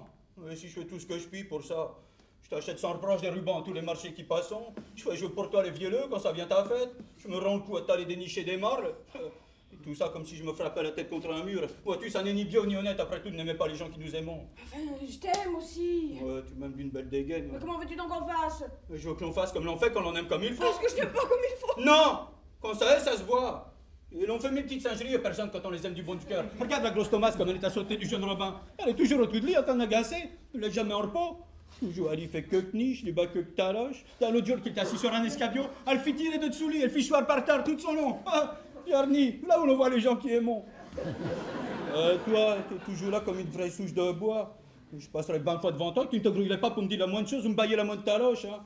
Entre Ken, ça n'est pas bien après tout. Il était trop fort pour les gens. C'est mon humeur à moi, je me puis me refondre. Il n'y a humeur qui Ken. Quand on a une amitié pour les personnes, on en baille toujours que petites signifiances. Enfin, je t'aime tout autant que je pille. Puis si t'es pas content de ça, t'as qu'à en aller voir une autre. Bah, voilà pas mon compte, tiens. Et Tiguet, si tu me m'aimes, dirais-tu ça? Pourquoi me viens-tu aussi t'arabuster l'esprit? Mais que mal te fais-je? Je te demande qu'un peu d'amitié. Laisse faire aussi, peut-être que ça viendra. Tout d'un coup, sans y songer. Allez, touche donc là, Charlotte. Bon, tiens. Et promets-moi que tu t'acharnes de m'aimer davantage. J'y ferai tout ce que je pourrai, mais il faudra que ça vienne de lui-même. Oh, Pierrot, est-ce là ce monsieur? Ah oui, le v'là. Mon Dieu, qu'il est gentil. Ça aurait été dommage qu'il ait été noyé. Moi, je reviens tout à l'heure, moi. Je m'en vais boire Chopin pour me rebooter tant soit peu de la fatigue que j'ai eue. Bien.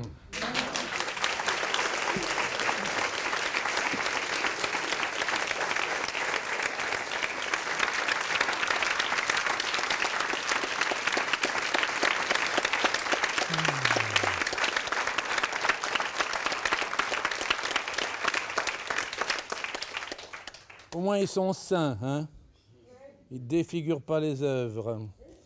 C'est bien de se retrouver de plein pied comme ça avec la réalité des chefs-d'œuvre, qui fait qu'avant d'être trop respecté pendant un certain temps et dénaturé après, on retrouve l'invention première, surtout là, de ce comédien qui écrivait des pièces. C'est étonnant. C'était beaucoup mieux, oui, mais tu sais, quand je te disais, pas parler trop vite, parce qu'en plus, ça fait rien si on perd un ou deux mots dans une chose patoisante comme ça, hein. Bon. Mais le fait que ce soit patoisé, ça rend quelquefois un petit peu difficile la compréhension. Donc il faut bien... Puis tu vois, c'est une source de comics, ça, et tu as fait bien d'ailleurs tous les effets prévus, souhaités par l'auteur. Ne coupe pas en deux la phrase, c'est toujours la même chose. Faisant une seule chose bien bête, tu vois. Bah, je te dis toujours la même chose parce que c'est toujours la même chose. Si ce n'était pas toujours la même chose, je ne te dirais pas toujours la même chose. Faisant une seule bourde. Hein. Sinon, si tu la raisonnes trop, ça devient un peu trop intelligent. C'est bien, c'est la situation, c'est charmant, c'est simple, c'est vivant, c'est de bonne foi, c'est de bonne qualité. Je pense aussi que Pascal sera sans doute un de ceux qui saura en entraîner d'autres, que ce sera un rassembleur. Bah, vous ne serez jamais assez nombreux. Je sais bien que Copeau disait, je n'ai besoin d'être entouré que de 2-3 personnes de qualité pour enlever le reste du monde de vive force. Mais enfin, ils sont tellement nombreux de l'autre côté à faire un métier qui n'est pas le leur, qu'il faut avoir les reins solides pour rappeler à tous les gens que l'on dupe que la réalité de cet art existe et qu'elle est bien difficile à cerner. Merci.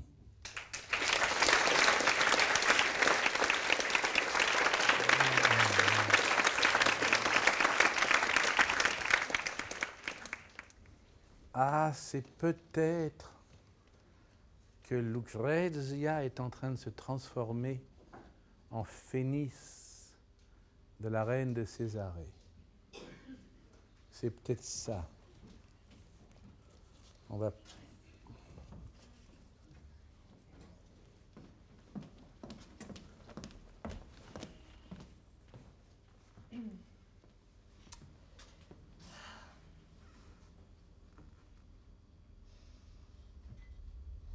Je ne peux plus le souffrir, je ne peux plus le souffrir. Qui ne pouvez-vous plus souffrir, Phénice? Madame, pardonnez-moi, je ne vous avais pas vue. Vous savez mon nom? Je me souviens très facilement des noms propres. C'est très utile dans le métier de roi. Ainsi, tu ne peux plus le souffrir. C'est mon fiancé. Bien entendu, puisque tu ne peux plus le souffrir, je ne te demande pas tes secrets. Le prince m'a parlé de toi. J'ai besoin, tout le temps que je resterai à Rome, de quelqu'un qui me tienne compagnie, qui m'aide. J'en ai assez de ces grosses syriennes bavardes. Qui promènera ma petite nièce Salomite. C'est un honneur immense pour moi, madame. Vous ne me connaissez pas? Connaître.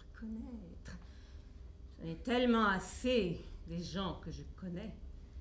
Et puis, c'est un mot pour les êtres qui n'ont jamais voyagé. J'aime bien arriver dans un pays, m'installer. Je suis si vite installée. Ouvrir la porte ou la fenêtre et appeler ainsi une belle fille blonde, brune, avec ses cheveux légers, sa joue douce, sa petite odeur de santal et de foin, ou un garçon bien bruni. Que veux-tu que je demande d'autre à la vie? Je me suis fait là des amis fidèles, au moins pour 8 jours. Vous n'êtes pas ici dans un pays inconnu, madame? Non. Charmante audacieuse. Et je devine, à regarder ton regard, des milliers d'autres regards à travers les maisons romaines pleines d'ombre, des milliers de passants qui se retournent, des milliers de paroles qui se croisent sur les places publiques à l'heure de la promenade de 7 heures du soir, le retour de Bérénice. Quelle nouvelle annoncée par crieur. Dans les réunions de femmes, à la sortie des ateliers, je n'y suis pas insensible, sais-tu, à cette rumeur. J'ai trop pensé à mes 2 départs. Le premier, par une nuit pourrissante d'automne mouillée de pluie tiède, de ces nuits où l'univers entier vous abandonne, ces nuits de lâcheté, ces nuits d'orage inéclaté, ces nuits qui sentent la pomme sûre et la trahison. Je partais, j'abandonnais ma vie, mon amour, ma jeunesse morte. Je regagnais les petites cours orientales, les confitures de roses, les femmes, le cumin et la laine brodée. C'était fini. Quelle affreuse nuit de déchéance. Et l'autre fois, c'était à mon premier tour l'an dernier. Par un matin aigre de février, je me rappelle, j'étais chassée. J'avais passé 2 jours à Rome, j'avais à peine vu l'empereur, c'était l'échec absolu, total, irrémédiable. Mais dans le vent frais, quel extraordinaire espoir de printemps sur la route de l'exil m'a saisi. Je me suis juré de revenir et cette fois-ci, je ne repartirai pas comme les autres fois. Vous parlez toujours de repartir, madame. Repartir vaincue, repartir victorieuse. Telle est la seule alternative que semble vous présenter l'avenir. Mais restez. Madame, restez. Ne serait-ce pas aussi inscrit dans vos songes? Dans mes songes, tu l'as bien dit. Mais dois-je céder encore à mes songes? Il y a... Mettons qu'il y ait bien des années que je me conduis d'après mes songes. Il est peut-être temps de changer. Vous ne resterez pas? Je te remercie. De cet air déçu et boudeur qui te va si bien, Phénice. Peut-être, si je restais, serait-ce pour avoir imaginé à travers les étroites rues romaines où sèchent aux fenêtres des linges blancs et rouges un certain nombre de petites filles à l'air déçu et boudeur qui ressemblent à Phénice. J'imagine que vous avez d'autres raisons, madame. Je ne te demande pas ce qu'on pense de moi à Rome, de Titus et de moi. La façon dont tu me parles me le fait assez deviner, j'en suis heureuse. Je ne suis d'ailleurs pas sûre que tout le monde partage ta façon de voir. Tout Rome a les mêmes yeux pour vous? Peut-être. Mais vois-tu, s'il est vrai que ce soit formé autour de nos 2 noms, cette légende inséparable qui les unit, je ne suis pas sûre que débarquant dans la ville où elle s'est formée, c'est pour m'incorporer à elle que je suis venue. Et pourquoi d'autre, madame? Le prince venait pour le couronnement. Il a des requêtes à présenter, j'en ai peut-être aussi. Il est vrai que dans vos états, c'est le retour de Bérénice aussi que l'on attend. Mes états. Pour une Romaine qui n'est jamais sortie de son Italie riche et policée, je ne sais pas ce que ce mot peut représenter pour moi. C'est une longue suite de tentes dans le sable. C'est une caravane. C'est un marché glapissant autour du conteur de fables et du charmeur de vipères. Ce sont les maisons blanches et brunes, la chaux et le pisé. Mais après tout, ce sont mes états aussi. Les reines de chez moi, petite fille, ont connu dans les temps passés toutes les aventures dont puisse se gonfler un cœur mortel. Elles ont aimé l'argent et l'amour.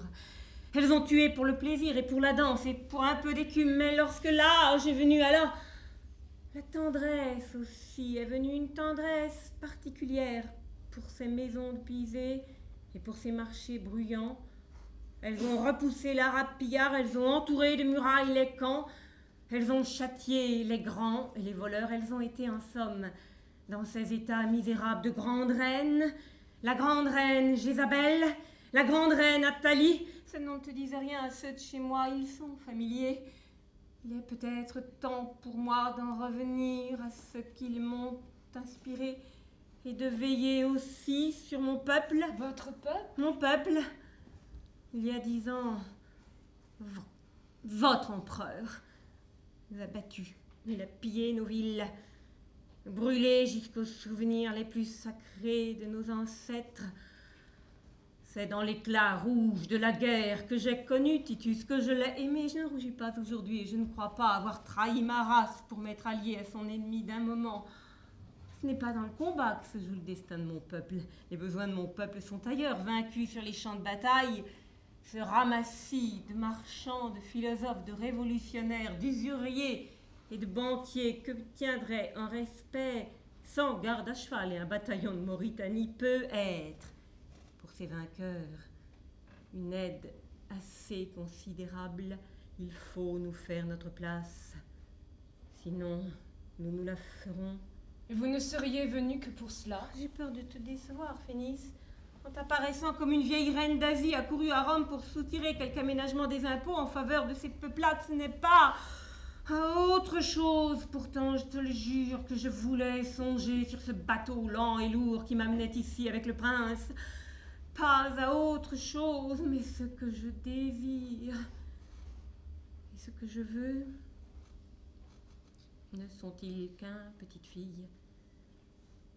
Je ne répondrai pas même à moi-même sur ce point. Je ne me permettrai pas d'interroger votre majesté. Je sais que tu penses à l'empereur. Je sais, je l'ai vu l'an passé, il n'a pas dû changer, qu'il est presque aussi jeune que lorsqu'il appliquait l'échelle contre les murs brûlants de Jérusalem. Je sais qu'il est toujours mince, toujours aigu, toujours brusque, avec quelque chose d'inquiet et d'amer, sous tant d'ardeur à commander. Je sais qu'il a été un peu usé par son terrible père, mais qu'il n'en a gardé que le désir de vivre plus fortement, plus amplement. Je sais qu'il est soudain faible comme un enfant et qu'il ferme les yeux sur les coussins et qu'il s'endort et qu'il bouge sa grosse tête sous le feuillage doré de ses cheveux. Je sais qu'il inspire à la jeunesse l'admiration, le respect, l'amour, le dévouement sans limite, et qu'il peut lui offrir la mort éblouissante et qu'elle la recevra comme le plus digne présent qu'on puisse offrir à la jeunesse. Je sais que les yeux des femmes se mouillent à le regarder. Je sais que je l'ai tenu dans mes bras, désarmé et confiant, et que jamais aucun de nous deux, aux confins même de la vieillesse, n'oubliera certains mots, certains gestes, certains instants qu'aucun être au monde ne connaît. Je sais qu'il est Titus. Bravo.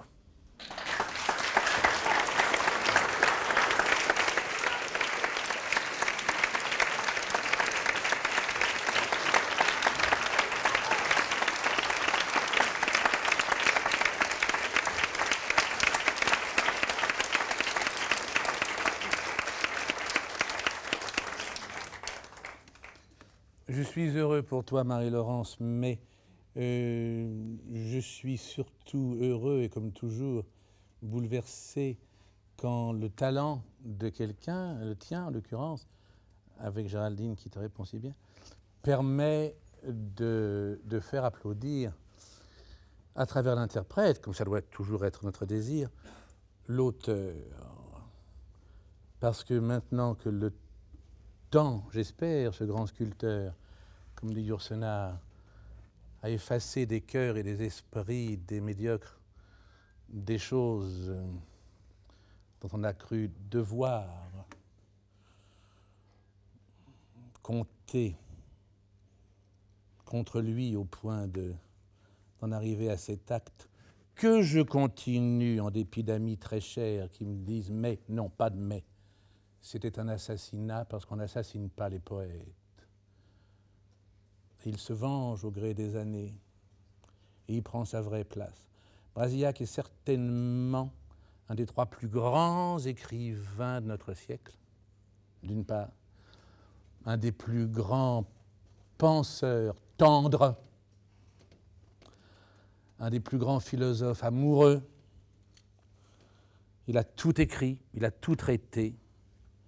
Cette pièce est un chef-d'œuvre et, je le répète, plus parfaite que la Bérénice de Racine, où il y a des moments de faiblesse, où il y a des moments d'attente, où il y a des vers, quelquefois, un petit peu sujets à caution. C'est une langue globale qui contient à la fois tout l'esprit d'un individu et tout son cœur. C'est une âme à l'écoute. L'œuvre de Brasillac est quelque chose de fabuleux, hors du temps. Et j'aimerais que ça donne envie à ceux qui ne connaissent pas la pièce de la lire, La Reine de Césarée, et de lire aussi toute son œuvre, car en dépit de cette mort si jeune, il a eu le temps d'écrire énormément. Il portait en lui quelque chose de si abondant, de si important. Tous ses romans sont admirables, ses chroniques, ses critiques. Tu me disais que tu étais en train de découvrir certains de ses romans. Je ne pense pas, et je suis heureux de t'en faire le cadeau aujourd'hui, que tu aies eu La Conquérante, parce que ça te ressemble bien. Et c'est un de ceux qu'on trouve le plus difficilement. Voilà, ma chérie. Et ça fera une chose de plus entre nous. Et puis ça permet de parler de La Reine de Césarée. C'est difficilement supportable comme qualité d'émotion. Et encore, on est au milieu de la pièce, là. Quand on arrive aux adieux à la fin, oh là là, mon Dieu. Ça permet en même temps de rendre hommage à deux extraordinaires comédiennes, certainement parmi les meilleures, les plus rares de notre temps. Alice Cossea d'abord, qui était une femme étonnante, merveilleuse interprète, et qui a eu le courage, passons sur les détails des représentations, j'étais bien jeune mais j'y étais, j'ai même vu des prêtres jeter de l'encre sur les robes et se battre à l'entrée. Elle a eu l'honneur de monter cette pièce, de la faire découvrir. Et puis, quelques années après, à la demande de directeurs qui n'avaient pas froid aux yeux, j'ai eu l'honneur de la mettre en scène, moi aussi, avec l'autre sublime comédienne qui était Jacqueline Gauthier. Eh bien, jamais 203, tu vois. On ne peut pas, en t'écoutant, regretter quoi que ce soit de l'une ou de l'autre. Merci.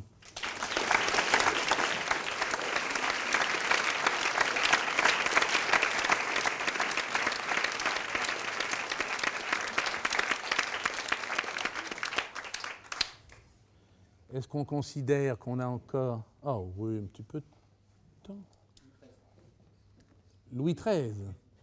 À Aurélien ? Oui.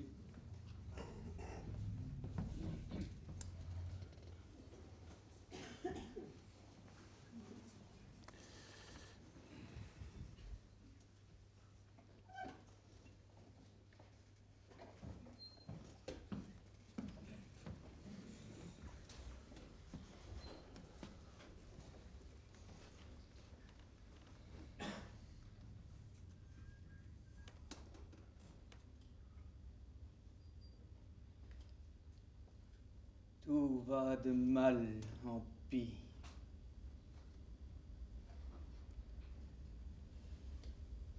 Tout. Messieurs, Dieu vous garde.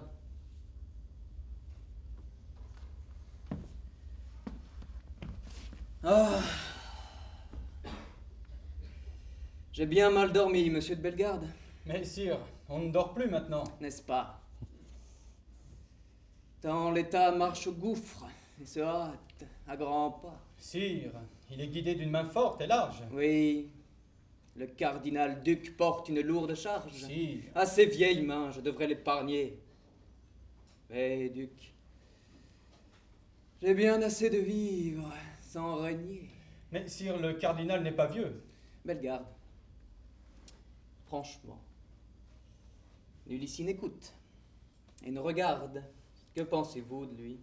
De qui, sire? De lui. De l'éminence? Eh, oui. Mon regard ébloui peut se fixer à peine. Est-ce votre franchise? Pourtant, point d'éminence ici. Rouge ni grise, pas d'espion. Parlez, que craignez-vous?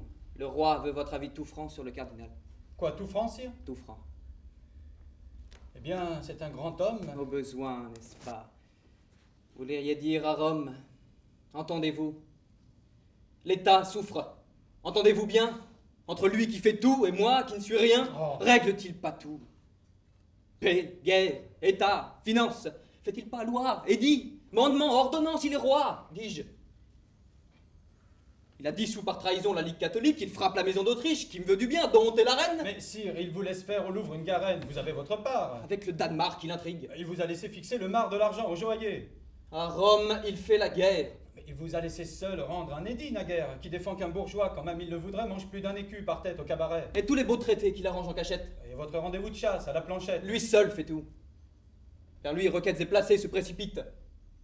Moi, je suis pour les Français une ombre. En est-il un qui, pour ce qu'il désire, vienne à moi? Quand on a les écrouelles, sire. Il veut donner mon ordre à Monsieur de Lyon, son frère, mais non pas. J'entre en rébellion. Son frère. On m'a dégoûté des siens. Sire, l'envie. Sa nièce, combalée, mène une belle vie. Oh, la médisance. Il a 200 gardes à pied. Mais il n'en a que 100 à cheval. C'est pitié. Sire, il sauve la France. Oui, duc. Il perd mon âme. D'un bras, il fait la guerre à nos païens, l'infâme de l'autre. Il signe un pacte aux Huguenots suédois. Puis si j'osais compter les têtes, sur mes doigts, les têtes qu'il a fait tomber en grève, toutes de mes amis. Sa pourpre est faite avec des gouttes de leur sang. Et c'est lui qui m'habille de deuil. Traite-t-il mieux les siens? Épargna-t-il Saint-Preuil? S'il a pour ce qu'il aime une tendresse amère, certes. Il m'aime. Ardemment, il m'exile ma mère. Mais sire, il croit toujours agir à vos souhaits. Il est fidèle, sûr, dévoué. Je le hais. Il me gêne. Il m'opprime. Et je ne suis ni maître ni libre. Moi qui suis quelque chose, peut-être. À force de marcher à pas si lourd sur moi, craint-il pas à la fin de réveiller le roi? Car près de moi, chétif, si grande qu'elle brille, sa fortune à mon souffle incessamment vacille, tout s'écroulerait. Si disant un seul mot, ce que je veux tout bas, je le voulais tout haut. Cet homme fait le bon mauvais, le mauvais pire. Comme le roi, l'état déjà malade empire, cardinal au dedans, cardinal au dehors, le roi jamais. Il mord l'Autriche à belles dents, laisse prendre à qui veut mes vaisseaux dans le golfe de Gascogne, me ligue avec Gustave Adolphe, que sais-je. Il est partout comme l'homme du roi emplissant mon royaume et ma famille. Moi. Oh. Je suis bien à plaindre.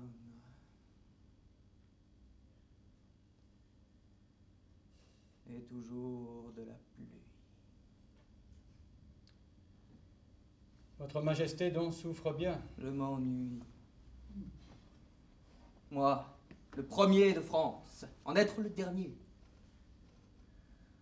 Ah, je changerai mon sort au sort d'un braconnier.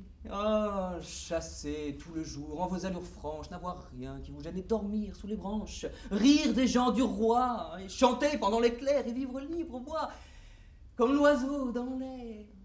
Ah. Le manant est du moins maître et roi dans son bouge. Mais toujours sous les yeux à voir cet homme rouge, toujours là, grave et dur, me disant à loisir, sire, il faut que ceci soit votre bon plaisir, dérision. Cet homme au peuple me dérobe. Comme on fait d'un enfant, il me met dans sa robe, et quand un passant dit qu'est-ce donc que je vois sous le cardinal, on répond c'est le roi. Et puis ce sont tous les jours quelques nouvelles listes, hier des Huguenots, aujourd'hui des duellistes dont il lui faut la tête. Un duel. Le grand forfait. Mais des têtes. Toujours. Qu'est-ce donc qu'il en fait? Merci.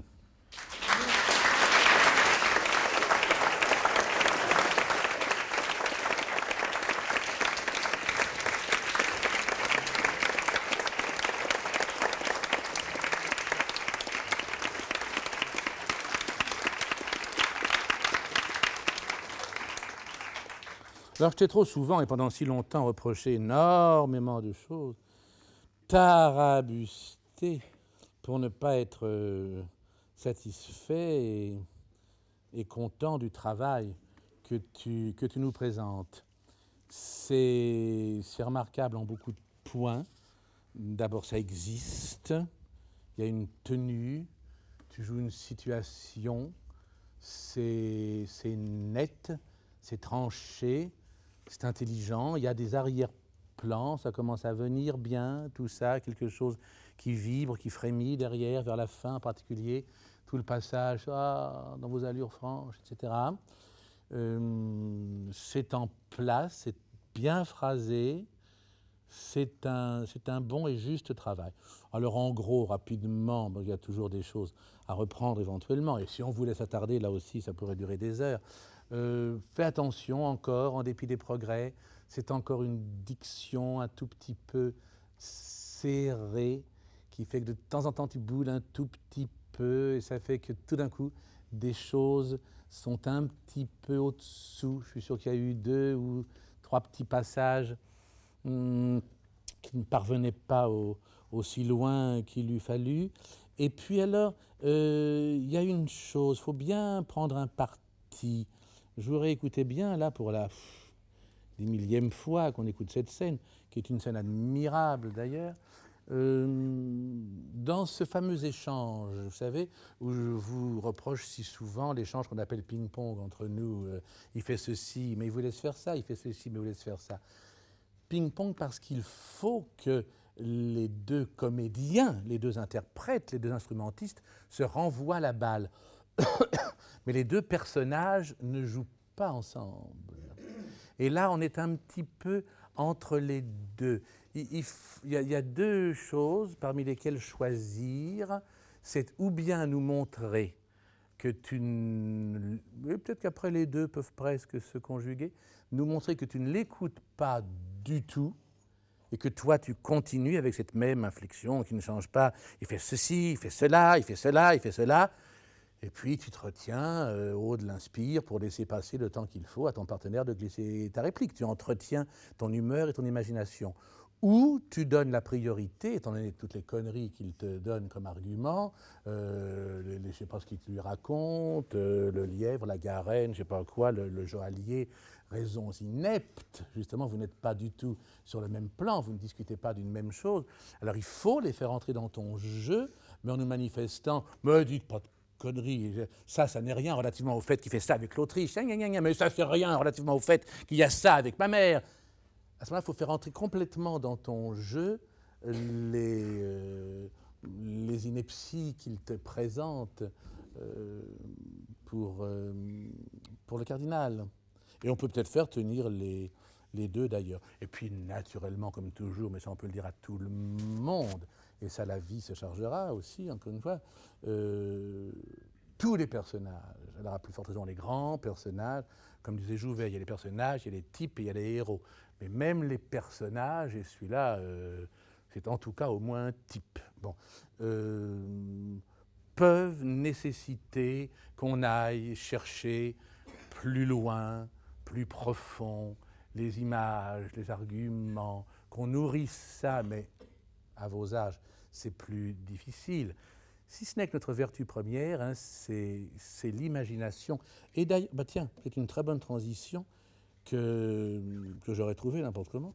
Je voudrais attirer votre attention sur un livre qui vient de sortir d'un homme, enfin oui, si on veut, c'est un échange de lettres qui sont de l'importance un peu des lettres à un jeune poète de Rainer Maria Rilke ou des lettres à l'étudiant de Max Jacob. C'est le livre d'un homme que je n'ai pas connu personnellement, mais dont j'ai beaucoup entendu parler par Marie-Laurence Gaudrat, justement, qui vient de nous donner si bien Bérénice, comme elle avait donné si exceptionnellement celle de Racine il y a 15 jours. C'était son maître, un de ses maîtres en peinture, parce qu'elle est un grand peintre. En plus, Marie-Laurence. Il s'appelle Mazo, Maurice Mazo. Il est mort il n'y a pas très longtemps, dans les années 80. Et il a entretenu avec un jeune garçon qui avait plus de 30 ans de moins que lui. Il s'appelle Jeremy Cooper, qui était un étudiant anglais, qui était à Paris. Et ils ont entretenu jusqu'à la mort de Mazo une correspondance. Et on vient de l'éditer. Le livre s'appelle « La beauté est une victoire ». Ça vous donne déjà une indication. ça a été merveilleusement préfacé par Jacques Mougenot, qui en parle remarquablement et qui naturellement a vu tout le parallèle qu'on pouvait faire entre un peintre et un jeune étudiant qui est devenu après avocat. Bon, le parallèle qu'on peut faire avec le comédien. Et puisque je parlais d'intériorisation, j'avais relevé, entre autres, parce que tout est remarquable, de la part de Mazo. Extrait du contexte, ça peut paraître toujours peut-être un peu léger. Oui, mais ça c'est très beau, quand il parle de cette vérité qui est, et ça c'est dont je te parlais, que l'art existe à l'intérieur de nous-mêmes, pas à l'extérieur. On peut vivre des choses, si on sait en tirer la substantifique moelle, ça sera utile, mais ce n'est pas là-dessus qu'il faut compter. Il faut compter sur cette réalité invisible dont parle Aldas. Il faut compter sur la part de Dieu à l'intérieur de nous qu'il faut nous révéler, puisqu'on veut faire de l'art. L'art n'est pas seulement quelque chose que l'on regarde, que l'on apprécie, c'est tout simplement oui, ce que l'on vit. Et il dit d'ailleurs, je le pense, que tout reste toujours à faire. Et que s'il y a un drame pour l'artiste, c'est de perdre contact avec l'influence directe de la beauté, de la simplicité et de la bonté sur nos vies. Et puis la chose que je trouve admirable, quand il dit « La vie n'est pas un problème à résoudre, mais un mystère à vivre. » Toutes les révélations viennent de la technique, du métier, donc du travail. Voilà, je vous conseille de lire ce livre. Merci.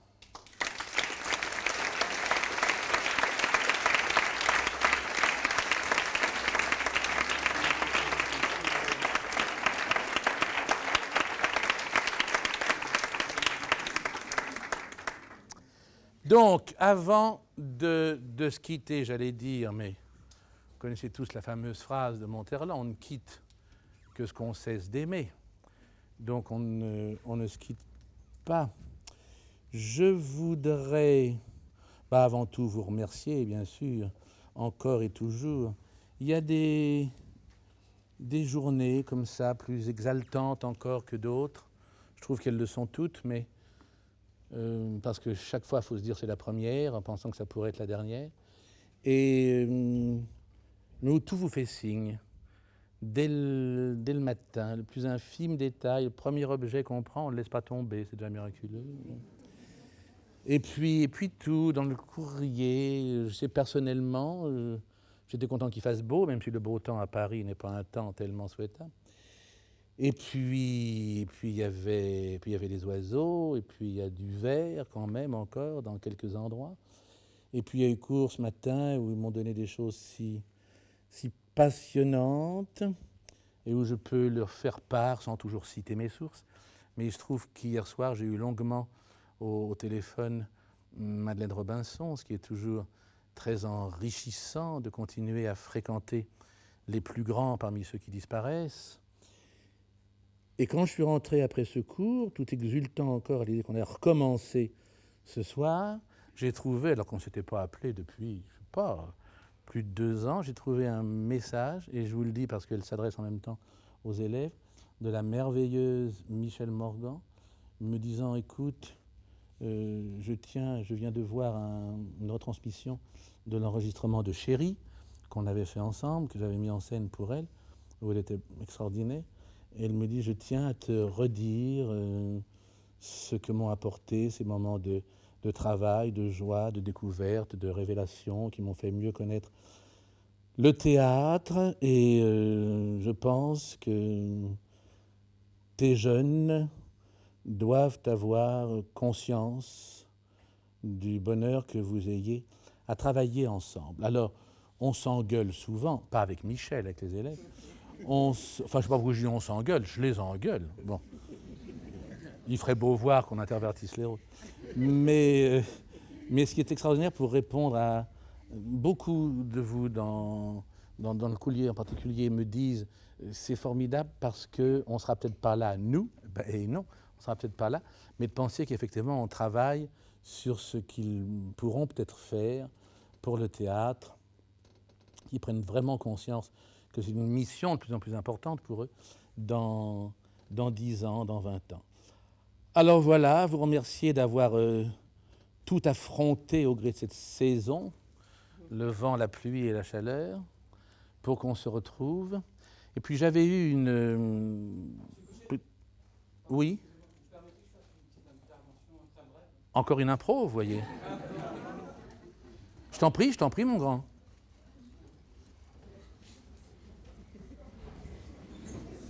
Aïe, aïe, aïe, aïe, aïe. Eh bien, c'est drôle parce que je pense qu'ils ont eu l'idée que j'avais eue. Ah. Approche-toi, Melchior. Avec grand plaisir.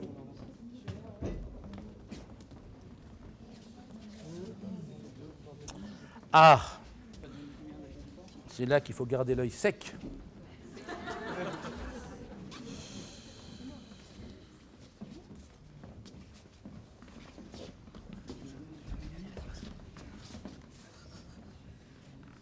Si je comprends bien, le monsieur qui a mauvais esprit, il ne manque que Jonathan. Allons-y. Alors. Tout le monde est bien en place? Oh, mais ça a été travaillé en plus. Oh. Alors en fait, on a rien préparé, ça va se faire tout en improvisation. Tu vois, je vous l'avais dit. Comment dire? Excusez-moi, monsieur Cochet, ça je l'ai dit. Bon, ben voilà. On avait prévu, tous les camarades ensemble, de faire un discours. Et puis en le travaillant, en le répétant, on s'est aperçu que c'était un petit peu long, un peu trop pompeux, on s'est dit qu'on avait une démarche peut-être un peu trop discursive, vous voyez, bien qu'on soit contemporain, ça c'est pas le problème. Mais alors en fait, après on s'est dit, bon, peut-être que c'est mieux qu'on se souvienne de choses simples. Donc on s'est dit, on va faire un geste symbolique pour vous remercier tous d'être venus si nombreux et de nous avoir permis tant d'émotions et surtout tant de travail. Alors tous comme une seule personne, comme un seul cœur simple et sincère qui vous parle pour vous dire un grand merci. On voudrait évidemment associer à ce merci nos 3 préparateurs préférés qui nous suivent tout au long de l'année, monsieur Pierre Trabeau, Jacques Mougenot et Philippe Legard.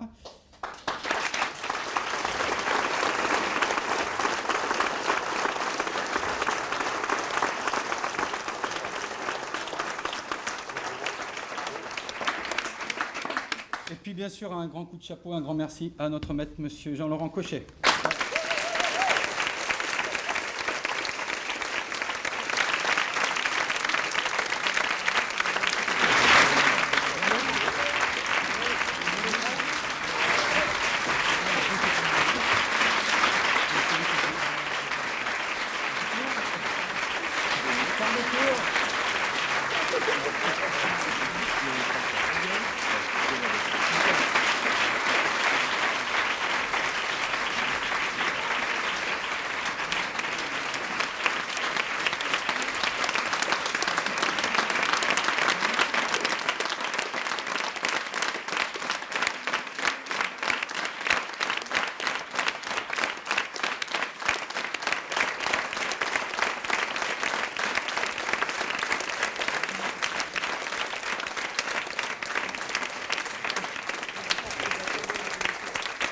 En fait, ils m'ont volé mon idée.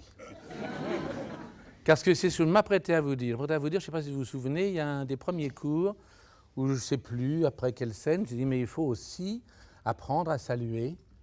Et bon, on n'a pas eu le temps de le faire, on n'a pas eu le temps de le préparer, mais je m'apprêtais à vous dire, venez donc tous ici, qu'on vous remercie en bloc. C'est ce qu'on fait d'ailleurs.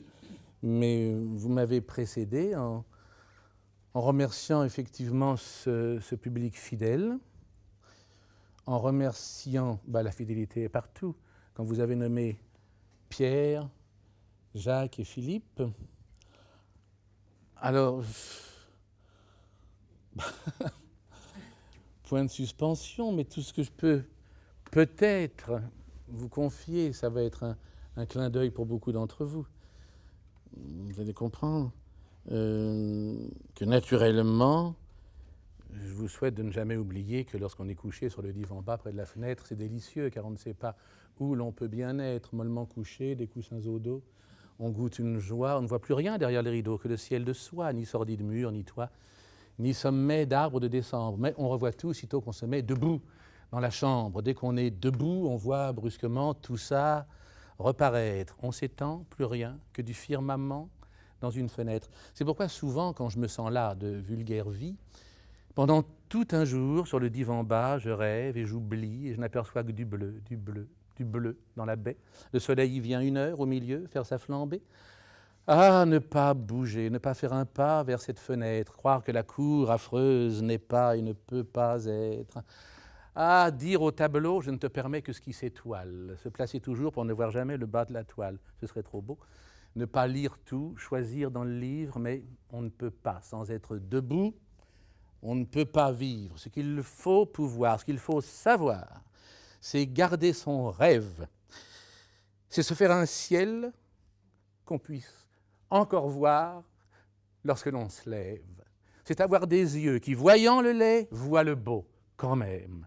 C'est savoir rester parmi ce qu'on est avec ce qu'on aime.